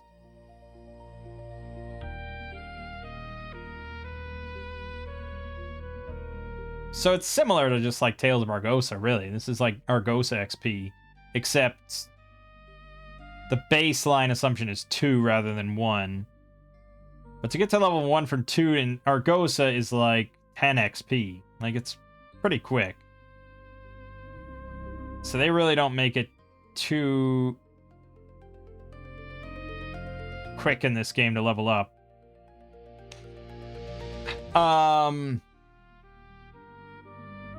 Argosa follows sort of the 5e strategy of just like, we want to get you to level 3 pretty quickly, because that's where the excitement starts. That's where you really get into builds. You get unique features in Argosa. And then after that, we can slow down quite a bit while you can enjoy the campaign. I somewhat agree with that. It does say, if the system's not to your liking, the author encourages you to adapt one of the many fiddly systems existing from prior and current editions. However, I urge you to give this system a try, as I suspect it will ease your gameplay experience considerably. Right. So you obviously could run pretty easily with just what we've been doing with gold as XP. And I think for solo purposes, I prefer that. But yeah, if I were DMing this, I might do that. I mean, that's how I do Argosa XP normally with my group. And it's simple enough. But I do want to try at some point running them with gold as XP and see how they feel about it. All right, anyway, we don't care about that because we don't need XP for this funnel. So we can now collect our loot from the various dead characters that we pick up. So the leather armor is definitely going on the scribe, no doubt about it. We'll take the oil, and that's going to go to the... Probably, I mean, we got a good set of characters here.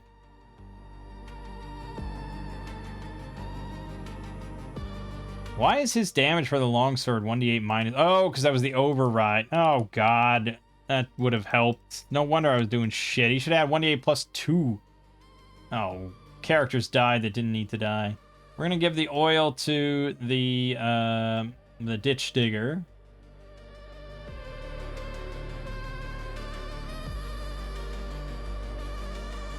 And then we have all this good stuff. So the rope can go over here. The grappling hook can go over here. The lantern can go here. Yeah, dagger I don't really need, but I guess we'll grab it. Then the stonemason, he got ripped apart. We didn't get anything he had. The soldier, however, has a shield. And I think that's probably going to go to... Yeah, we really want to keep the scribe alive. So the shield's going over here. And the spear.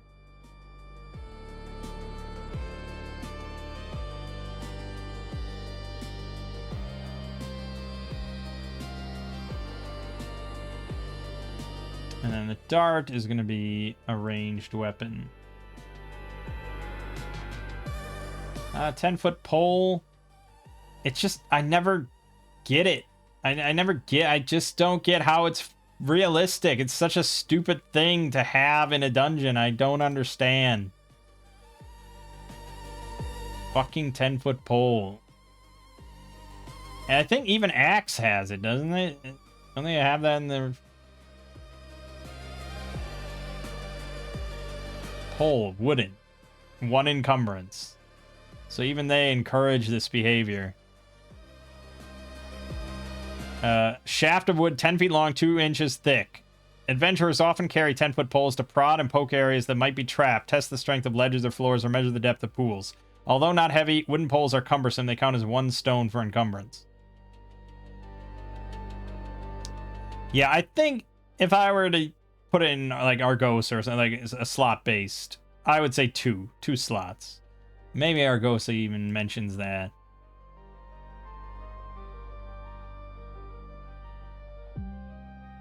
Pole 10 feet.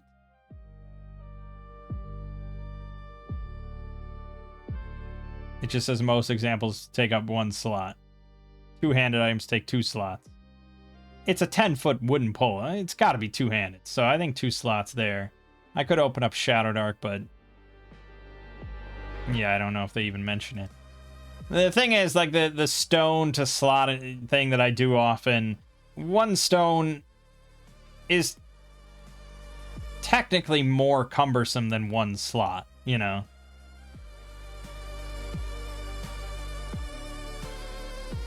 Yeah. Because, like, the average character in, say, Argosa can carry... I know, this is a completely different game. I know. I'm just on a tangent here. Let me finish. The average character in Argosa, assuming they have, like, an 11 strength, can carry 11 items, 11 slots of items without being encumbered. Now, if you say that that's 11 stone worth of items, that's drastically different. Because in that case, if you were above 10 stone in Axe, your combat speed would be 10 feet per round, which is abysmally slow. Your expedition speed would be 6 miles per day. Like, you're really encumbered. So, that's not really a fair way to do it. I probably should have it anything that's 1 stone is 2 slots. That's probably... A stone is 2 slots. And so in that case, 1/6 of a stone... Well, that would be 2 divided by 6. That really doesn't work.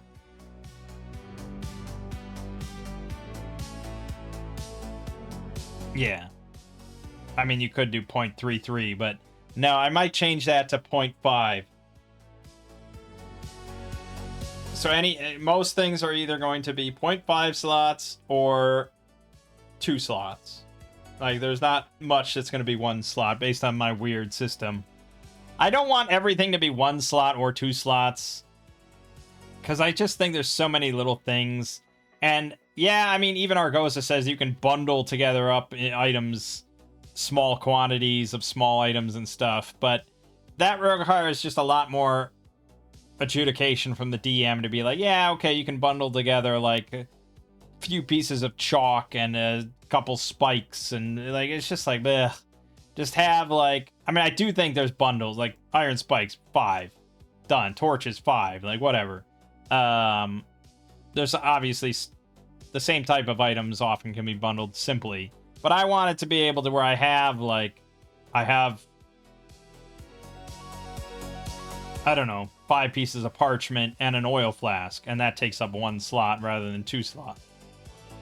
So, yeah, but then DCC just says, fuck all that, who cares about slots or anything, just use your best judgment and carry a bunch of shit, we don't care. And I think there's some beauty in that. I mean, Shadow Dark, which is a very simple system that goes for quick ease of play, even they use slots for encumbrance and everything, so you can't carry much, but that's for a different reason. DCC just doesn't care. And like, here's a little cartoon. Encumbrance? We always ignored that rule. Yeah, exactly. And I mean, I would not be surprised at all if there were many groups back in the day that just didn't give a flying fuck about encumbrance and realism and stuff. They wanted to just get into a dungeon and swing swords and kill stuff and get treasure. So every group's going to be different of like what you want. I sort of feel like where I am in my life, I kind of know what I like. I don't want to track individual weights, but I also don't want to ignore encumbrance entirely. So slot-based is it's a pretty good medium for me. Anyways, the 10-foot pole I think is still dumb. But in a game that ignores encumbrance entirely, I don't know why I wouldn't take it. I think that's everything. The Trapper has really clung to life here. Oh, I suppose I can give the Sling over to the Ditch Digger. That would be sensible. Okay, we're good. But there's also the Magic Whetstone. It's used up for the day, but we will absolutely take that. And I think the Trapper will take it.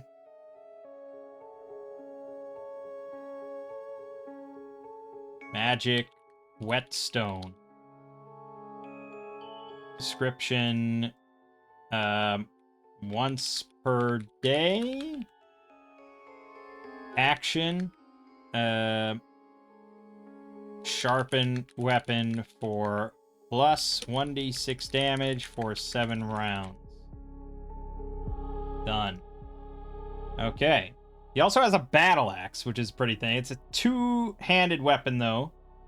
But it could be better than the longsword. I mean, it is better than the longsword, all things equal. But maybe I should give the Dwarven Herder it. Okay, he'll take that. Battle axe. And this is going to be 1d10 damage.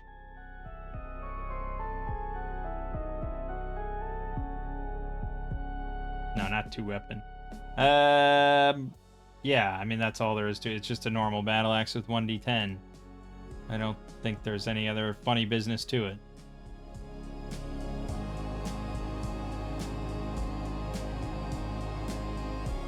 Good. +1 and 1d10 plus 1 damage. It's a pretty hard-hitting thing. Awesome, awesome. All the hanging bundles contain personal effects. If they're searched, the searchers find 2d6 silver per abandoned one encountered here. One of the bundles belongs to Carlos Gend. Inside is 7 gold pieces and a brilliant blue topaz of rare clarity and depth. 100 gold piece value. Oh my god. We're rich. Okay, so 2d6 times 12. That's 24d6. 90 silver we get. I guess the Trapper will take that. Whoops, I wrote 900. Okay, 90 silver. And a 7 gold piece. Oh, 7 gold pieces. Yeah, good, good. And the topaz of 100 gold.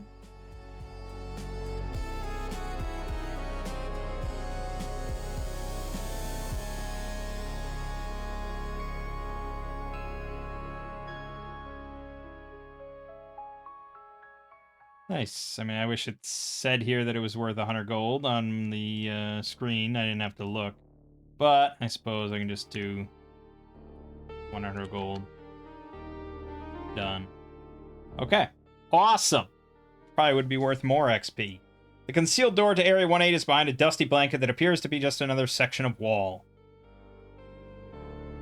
How many? Oh man, we got quite a few rooms left. But that was the main combat thing, so hopefully that took the longest. The air in here is even worse than that of the last chamber. This room is dim, and the only light sources are a few beams of light streaming in through tiny gaps in the wall to the main chamber. You get the sense of several people here, mostly squatting on the floor, but you cannot make them out in the dim light. Several bundles hang from the ceiling here as well. There are 8 abandoned ones here, most too sick and weak to move very far. These are the oldest survivors of this place, and prolonged exposure to this extra-dimensional space has warped their bodies and minds until they're almost unrecognizable. If the party uses a light source, they will see that the former humans on the floor are all distorted and horrifying versions of their old selves. Asymmetrical features, atrophied limbs, skin turning pale green, blind staring eyes. 7 of them are not dangerous at all. One of them, which has been here the longest, is on the verge of a final transformation of this place and is quite dangerous indeed. If the party decides to attack or threaten these creatures in any way, the 8th one undergoes an amazing transformation. Before their eyes, he shoots out pseudopods of flesh with dangerous lamprey-like mouths on the end of each one. He attacks until he is destroyed. Okay, we will start slaughtering them because we're putting them out of their misery, really. This place is a hellish prison, so we're doing them a favor. But yeah, as soon as we start killing them, this thing bursts out like a fucking Resident Evil boss and becomes a monster. Final stage mutant, +3 initiative, 2 attacks for +2, dealing 1d6 +1 damage. He has 13 AC and 14 hit points. Theoretically, though, we should be able to kill this thing pretty quick. Theoretically. Alright, we're going to roll. Our initiative is +1 still, I think. We got a 16. He got an 18. He's going to go first. He's going to attack one of us, or 2 of us, really.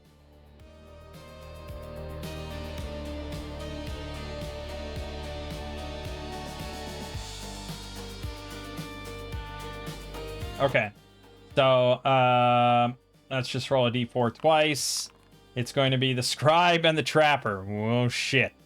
So he attacks with +2 against both of them. Against the Scribe, that is a hit. Against the Trapper, that is a miss. So the Scribe is going to get grabbed. I'll be nice, because I like the Scribe a lot. So he's going to grab him onto him. He has to succeed on a DC 14 strength check at the start of his turn to break out, or he'll take the automatic tentacle damage. I don't know why he would ever choose to grab over just dealing the damage directly, but maybe. If it's a weak target, I suppose. Alright, and then it's our turn. So we're going to try to slaughter this thing, save our friend. So the Trapper charges in with his longsword. That is a miss, unfortunately. Gets deflected. The Ditch Digger is going to sling him. Miss. And the Dwarven Herder charging in with the Battle Axe. That is a hit for 2 points of damage. Not much. The Scribe now is going to try to break out. So this is a DC 14 strength check. That is a success. So he busts out of there, and now he's going to try to stab this thing. And he misses. Okay. New initiative. +1 on our side. Fumble. He succeeds again. He is now going to skip grabbing. He's just going to try to beat us to death. 2 targets randomly. The Dwarven Herder and the Scribe. Against the Scribe. And that's a hit. Herder. Crit. That's not good. I don't think there's really a world where the Dwarven Herder survives. We can roll on the monster crit table, I suppose. Where was the monster crit table? Here. Which I don't think I saw the last time we played this. So his hit dice is what, 2? Yeah, 2. And he's a other creature, I suppose. So he rolls on monster D8. 2 on that table. Stunning blow. The PC falls to the bottom of the initiative count for the remainder of the battle. He also takes 1d6 plus 1 damage, so unless I roll a 1, he is quite dead. Dead. Okay, Dwarven Herder is down. Battle Axe goes sliding over to whoever the next character is. Alright. And then for the Scribe, we are going to just also do a hit. And this is 1d6 plus 1, which again, he's guaranteed to die. And he was my favorite, but there's not a damn thing I can do. Oh, he has a shield! Can we splinter a shield in this game? I don't know if it says you can't. And that's one of those universal rules that I like to allow, just like the helmet thing. So, whether they allow it or not, it's a part of my games that I run. So fuck it. He splinters the shield and destroys it. We're really trying to keep the Scribe alive. Okay, then it's our turn. The new character is going to come in the next round. Longsword, Gleaming. Yeah, boy! Okay, I think we did 2 damage, so now we're doing 7 damage to this thing.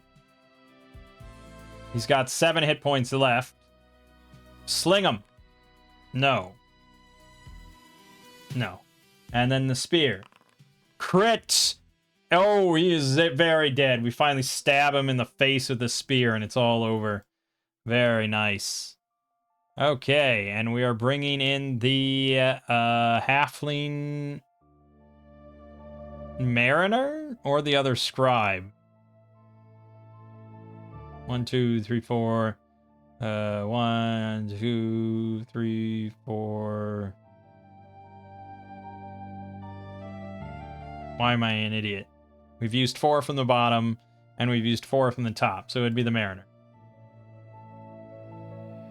Okay, halfling mariner, 3 hit points, 15 agility, 13 stamina, 15 intelligence, 3 hit points, has a knife, sailcloth, 2 yards of it. Not great, not a great person to use the fucking battle axe, but neither is anyone else.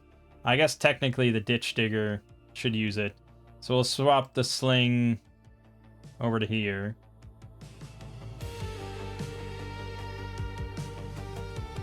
And you'll take the battle axe. Yeah.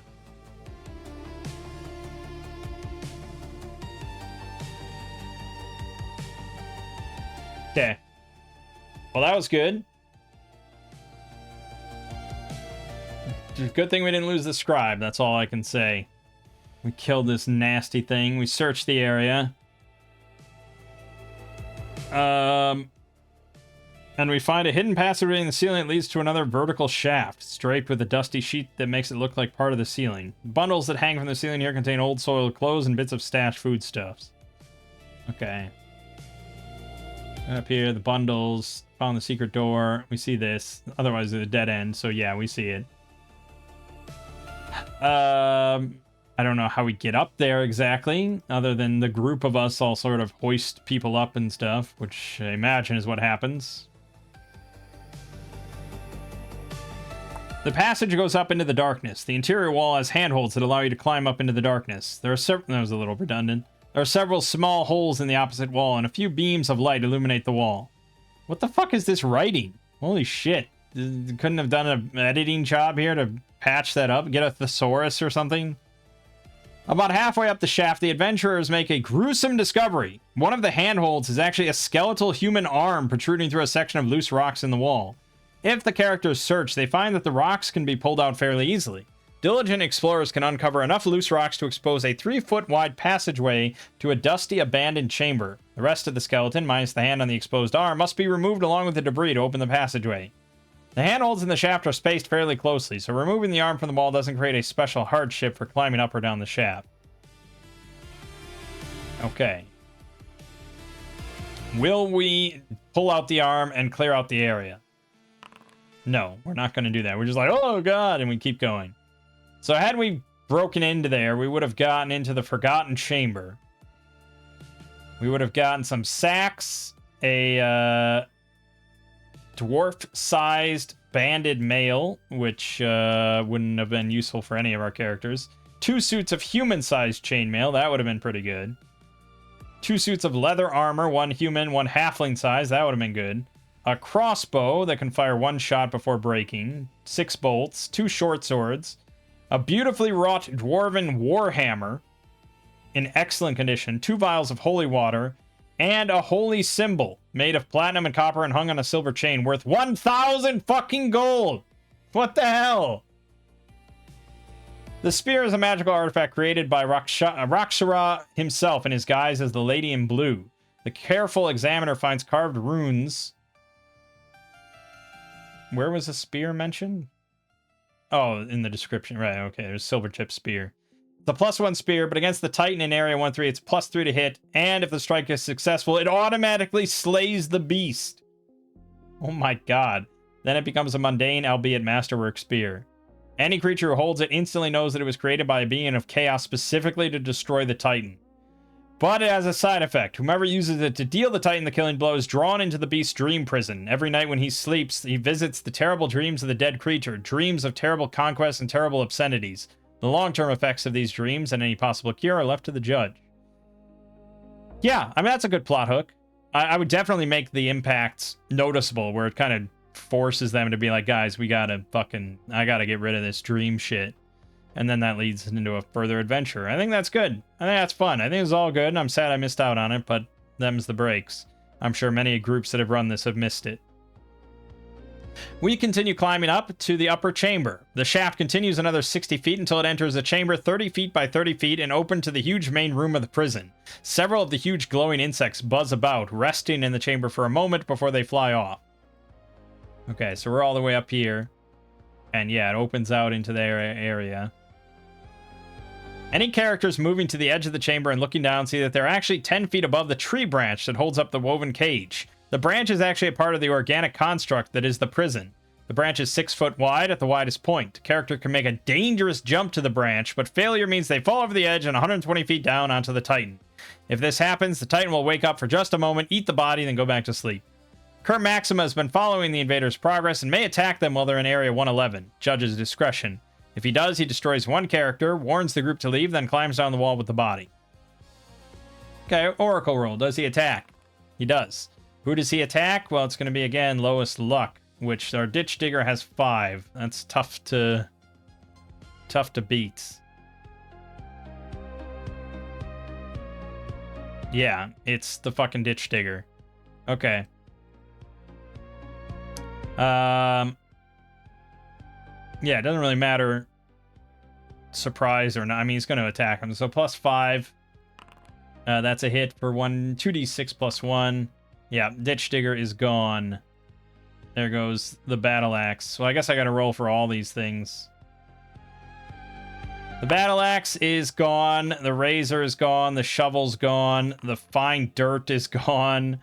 The Holy Water is still there. The Lantern's gone. That's bad. The Oil's there, though. And the Pole's still there. Great. So we got the Oil. The Pole. I think we got the Holy Water. And that's it, really. Damn. Ah, well.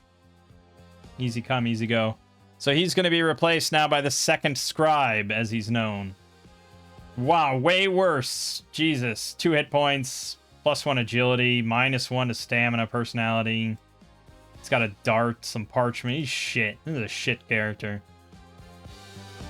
I'm going to push him back to the back of the line. Let's get another halfling instead. There you go. Also not that great, but something. Okay.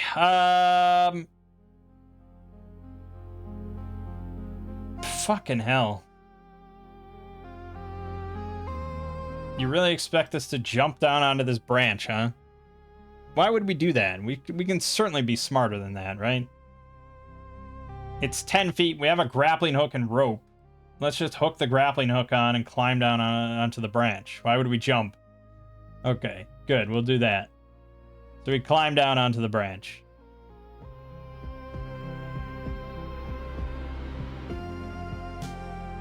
From your vantage point, you look down on the woven cage and see its inhabitant, a wretched-looking creature vaguely feminine with dark green skin. She sits holding her knees and has what appears to be a green cloak around her shoulders. "Are you here to torment me?" she asks. "Please have mercy. No more pain." The creature is Dresda, of course, and she knows damn well that the adventurer on the branch isn't here to torment her. Her helpless and innocent act is so her rescuer won't be afraid of being killed for releasing her, which is far from assured. Any character can clamber down from the branch to the cage with a DC 11 strength check. If they fail, they get a chance to catch and recover, DC 13 reflex. Success on the reflex save means they get to attempt another strength check, blah blah blah. Dresda can do nothing to affect anything outside of her cage, but she will implore them to hurry and release her.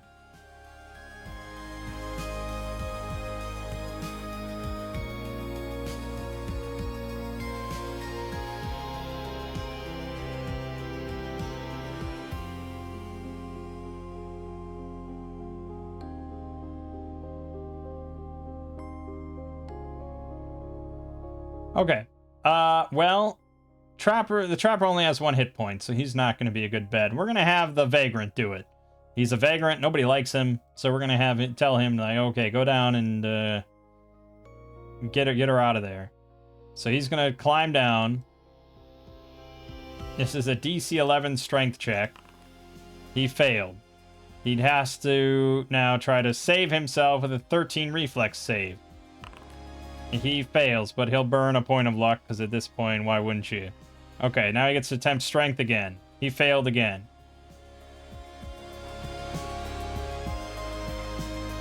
Okay, another 13 reflex save. He failed by 1 again. Okay, this is a comedy of errors. Strength. Alright, he finally succeeded. So he manages to clamber down and climb over to where the door is. She informs them that the only way to open it is with blood. They must insert their hand in the lock and accept the pain it brings. They have to make a DC 12 fortitude save, and if they fail, they pass out from the pain and fall to their death. If they succeed, they take 1 point of damage. Okay, so it's going to be DC 12 fortitude. He's failed. Can he lower his luck to 2? I think you can. Don't remember the exact...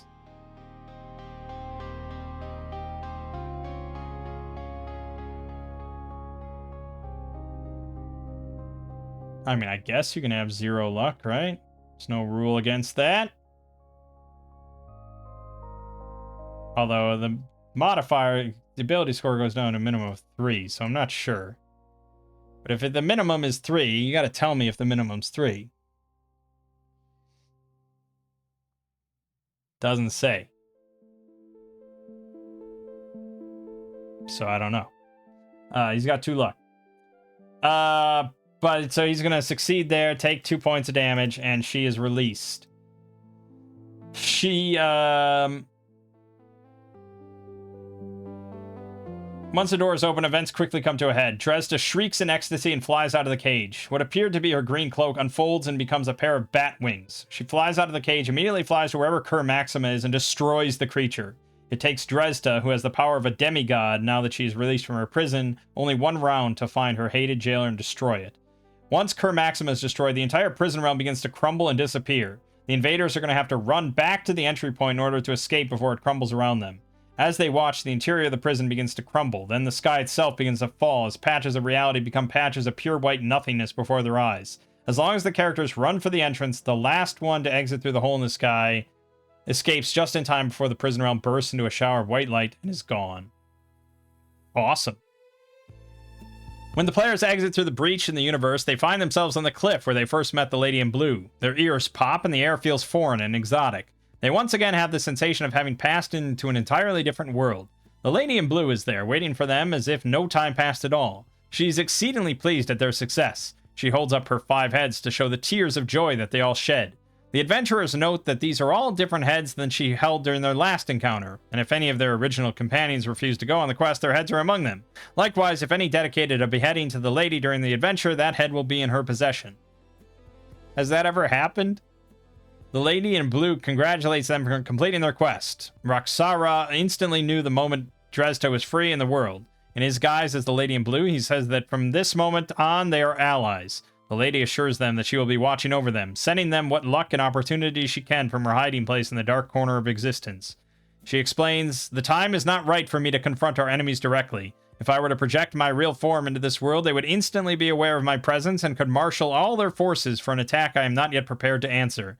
But have no fear. I am already working on gathering my allies, the first of which is Dresda. How good it is to say her name aloud without fear of discovery. Soon our gathered power will be too great to resist, and then we shall strike and chase our enemies from reality itself. And on that day, my brave warrior allies, yours shall be the dominion of the world."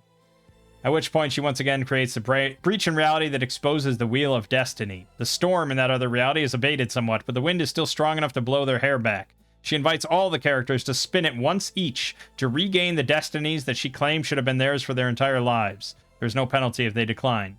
Have each player make a luck check when they roll the wheel. If they are successful, they have a brief sensation that the lady in blue is not what she appears to be, and some force is playing them as fools. This sensation is a side effect of using the wheel. Okay, so there's a Wheel of Destiny table. Make a roll, adding or subtracting your luck modifier. +1 for anyone who ate the despoiled dishes at the feast. I think only the Trapper survived. The other one died, so the Trapper gets +1. +2 for the first character to step onto the invisible. That would be the Trapper as well, man. He led the charge. You can't argue with me on that. +1 for characters who beheaded an opponent during the adventure. I did say he decapitated something, didn't I? Oh my god. Oh, he's at +4 now. I remember saying the word decapitated during this adventure, and it was the Trapper. +2 for the character that opened the cage and freed Dresda. Okay, that would be the Vagrant. -1 for anyone who spoke the name Dresda. No.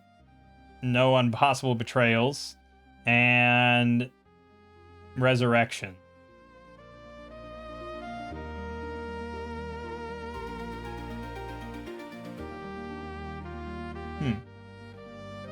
Okay. All right, so it's a D20 roll, right? Yeah. It doesn't actually say that anywhere, funnily enough. But that's how we would interpret it, I think. All right, so the Trapper gets a D20 +4. Ooh, 20! Stars completely changed, the same as the previous result. The player also chooses a new occupation for himself, and as if he had had that occupation his entire life. This might even change the character's race. Completely different person and unrecognizable to anyone who knew him before he rolled the Wheel of Destiny. Okay, so he gets a permanent +2 to his luck score. He re-rolls his Birth, Augur, and Lucky Roll twice and chooses which of the 3 to keep. He also chooses one of their ability scores and re-rolls it, keeping the new score if it is higher than the rolled one. They age ±1d4 years. They might be from a new family, city, or even a different country. Okay, so he's an entirely new person. He gets +2 to his luck score. Oh my god. This is crazy, man. And he gets to re-roll the D30 here. Twice. Okay, 11 and 17. So you can get a bonus to find disable traps, all saving throws, or unarmed attack rolls. Well, we're certainly going to go with saving throws.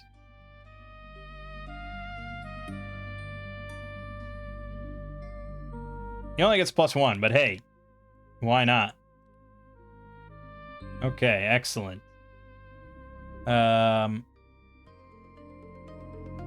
Last bonus. 1, 1, 1. Boom. Alright, and then he can reroll a stat. His strength is too good. I'm not going to ditch that. The stamina could be lower. He's right on the average right now. I guess it's a question of he's almost certainly going to be a warrior, right? We're not going to make him a cleric, so I guess stamina is probably the best bet.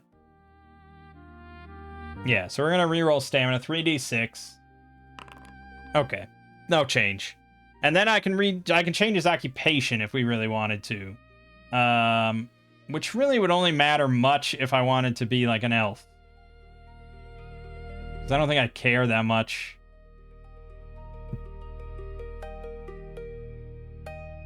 He doesn't really have the intelligence or anything to be an elf. He could be a dwarf.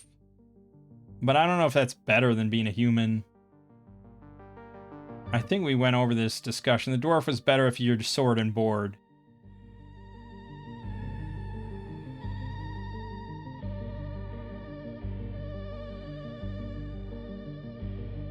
Yeah.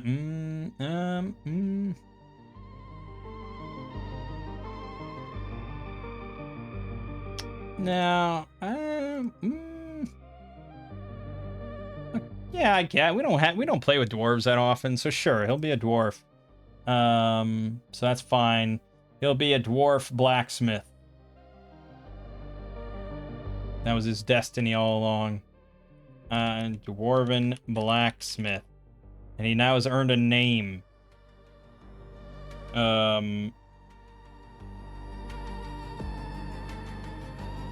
Hugrid.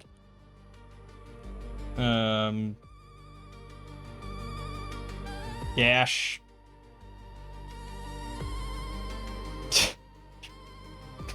Gash Twiddler. That's a little bit gnomish, isn't it? Maybe he had a gnome mom. I don't know. I don't know. That's his name.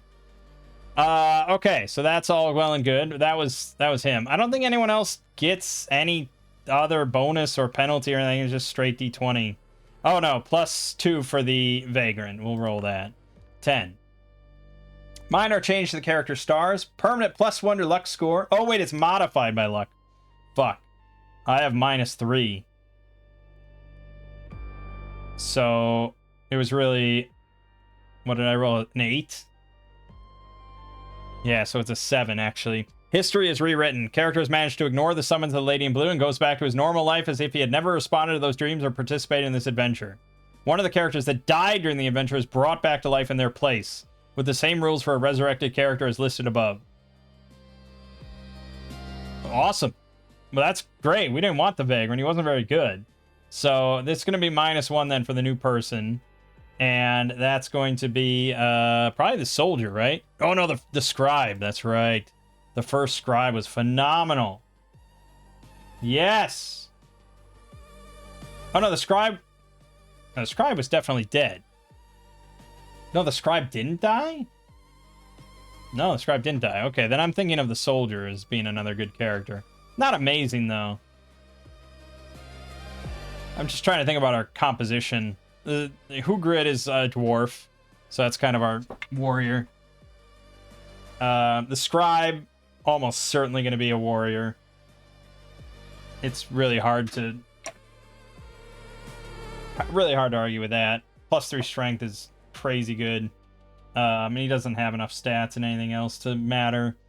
The mariner is probably going to be our thief with 15 agility, but he could also be a mage, or he could be a halfling. So we really need like a priest. We need someone with good personality that died, which is tricky. Yeah, most of these characters don't have much in the way of personality. There's actually a lot of low rolls on personality. Okay, I think our best bet then is the 12 personality from the stonemason. Alright, we'll bring back the stonemason. So he's gonna reroll now, -1. 17, ooh. +2 to luck, rerolls his birth, augur, and lucky roll twice, and gets to reroll 1 ability score. And you keep it if it's higher, so yeah, we could go for a higher personality. And he definitely needs the + to luck, that's for sure.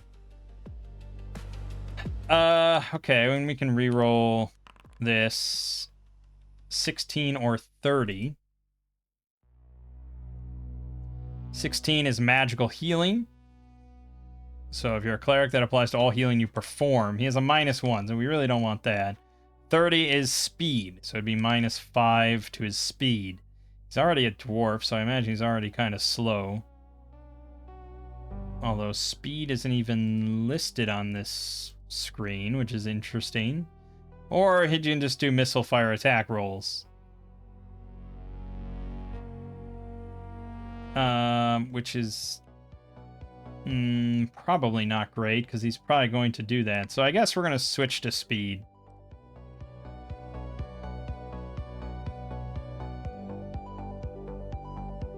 Okay. And then we're going to try to reroll personality to be higher. Nope. Alright, 12 personality it is. I guess I could have gone strength, but I didn't really care for him as a frontliner. Oh, I should have rolled luck. Oh shit, we should have re-rolled luck and gone for the magical healing one. Oh well. Okay, that's it for the stonemason, who is no longer dead. Next is the mariner, who's just straight d20. 14, that's pretty solid. +1 to luck, and reroll birth augur and lucky roll, but may choose which one to keep. Okay. +1 to luck, so 11. And roll 1d30. 12 is 4-leafed clover. Your find secret doors checks. I guess I'd rather have AC, so we'll leave it. And then the scribe. 19! Oh my god, we got super lucky on this shit. Okay, +2 to luck, bumps him up to 11. He gets to reroll twice on that table. Not that he has a bonus or a modifier or anything, but he might. 21 and 27. Corruption rolls, if he was going to be a mage, or fortitude saving throws. Lucky signs all saving throws, so I think we'll keep it. And then he gets to re-roll one. I might also go personality to try to get like a boss-ass cleric. Oh, they also get a new...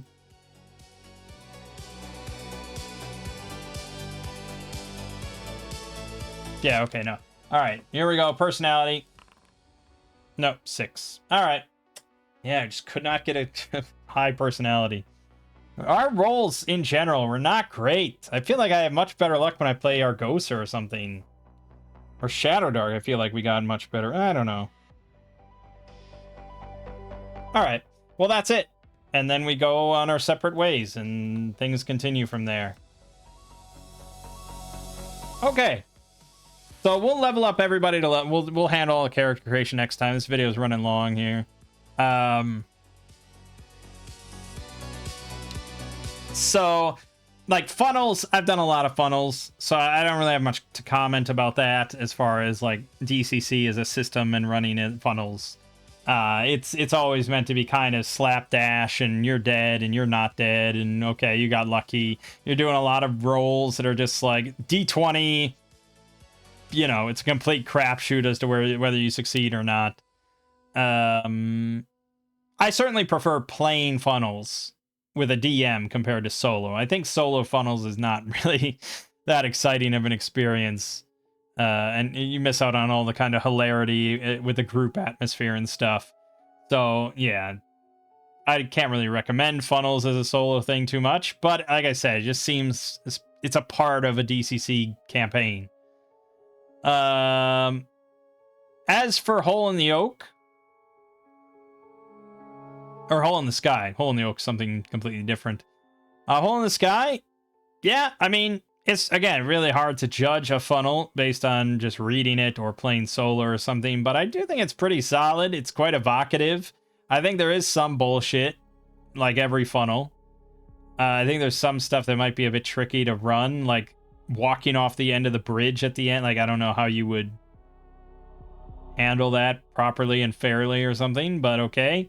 But again, like, you don't have to, it's a funnel. Like, people just die. It's a meat grinder. That's the whole point. Everyone knows that going in, or they should.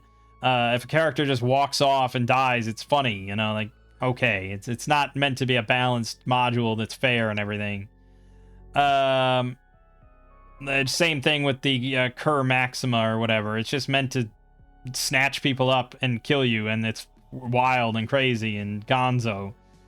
And it's like, yeah, you could get the Spear of Destiny or whatever, and you could go back down and, like, slay the Titan and stuff, but doesn't really do anything. I mean, he's not, like, a threat, really.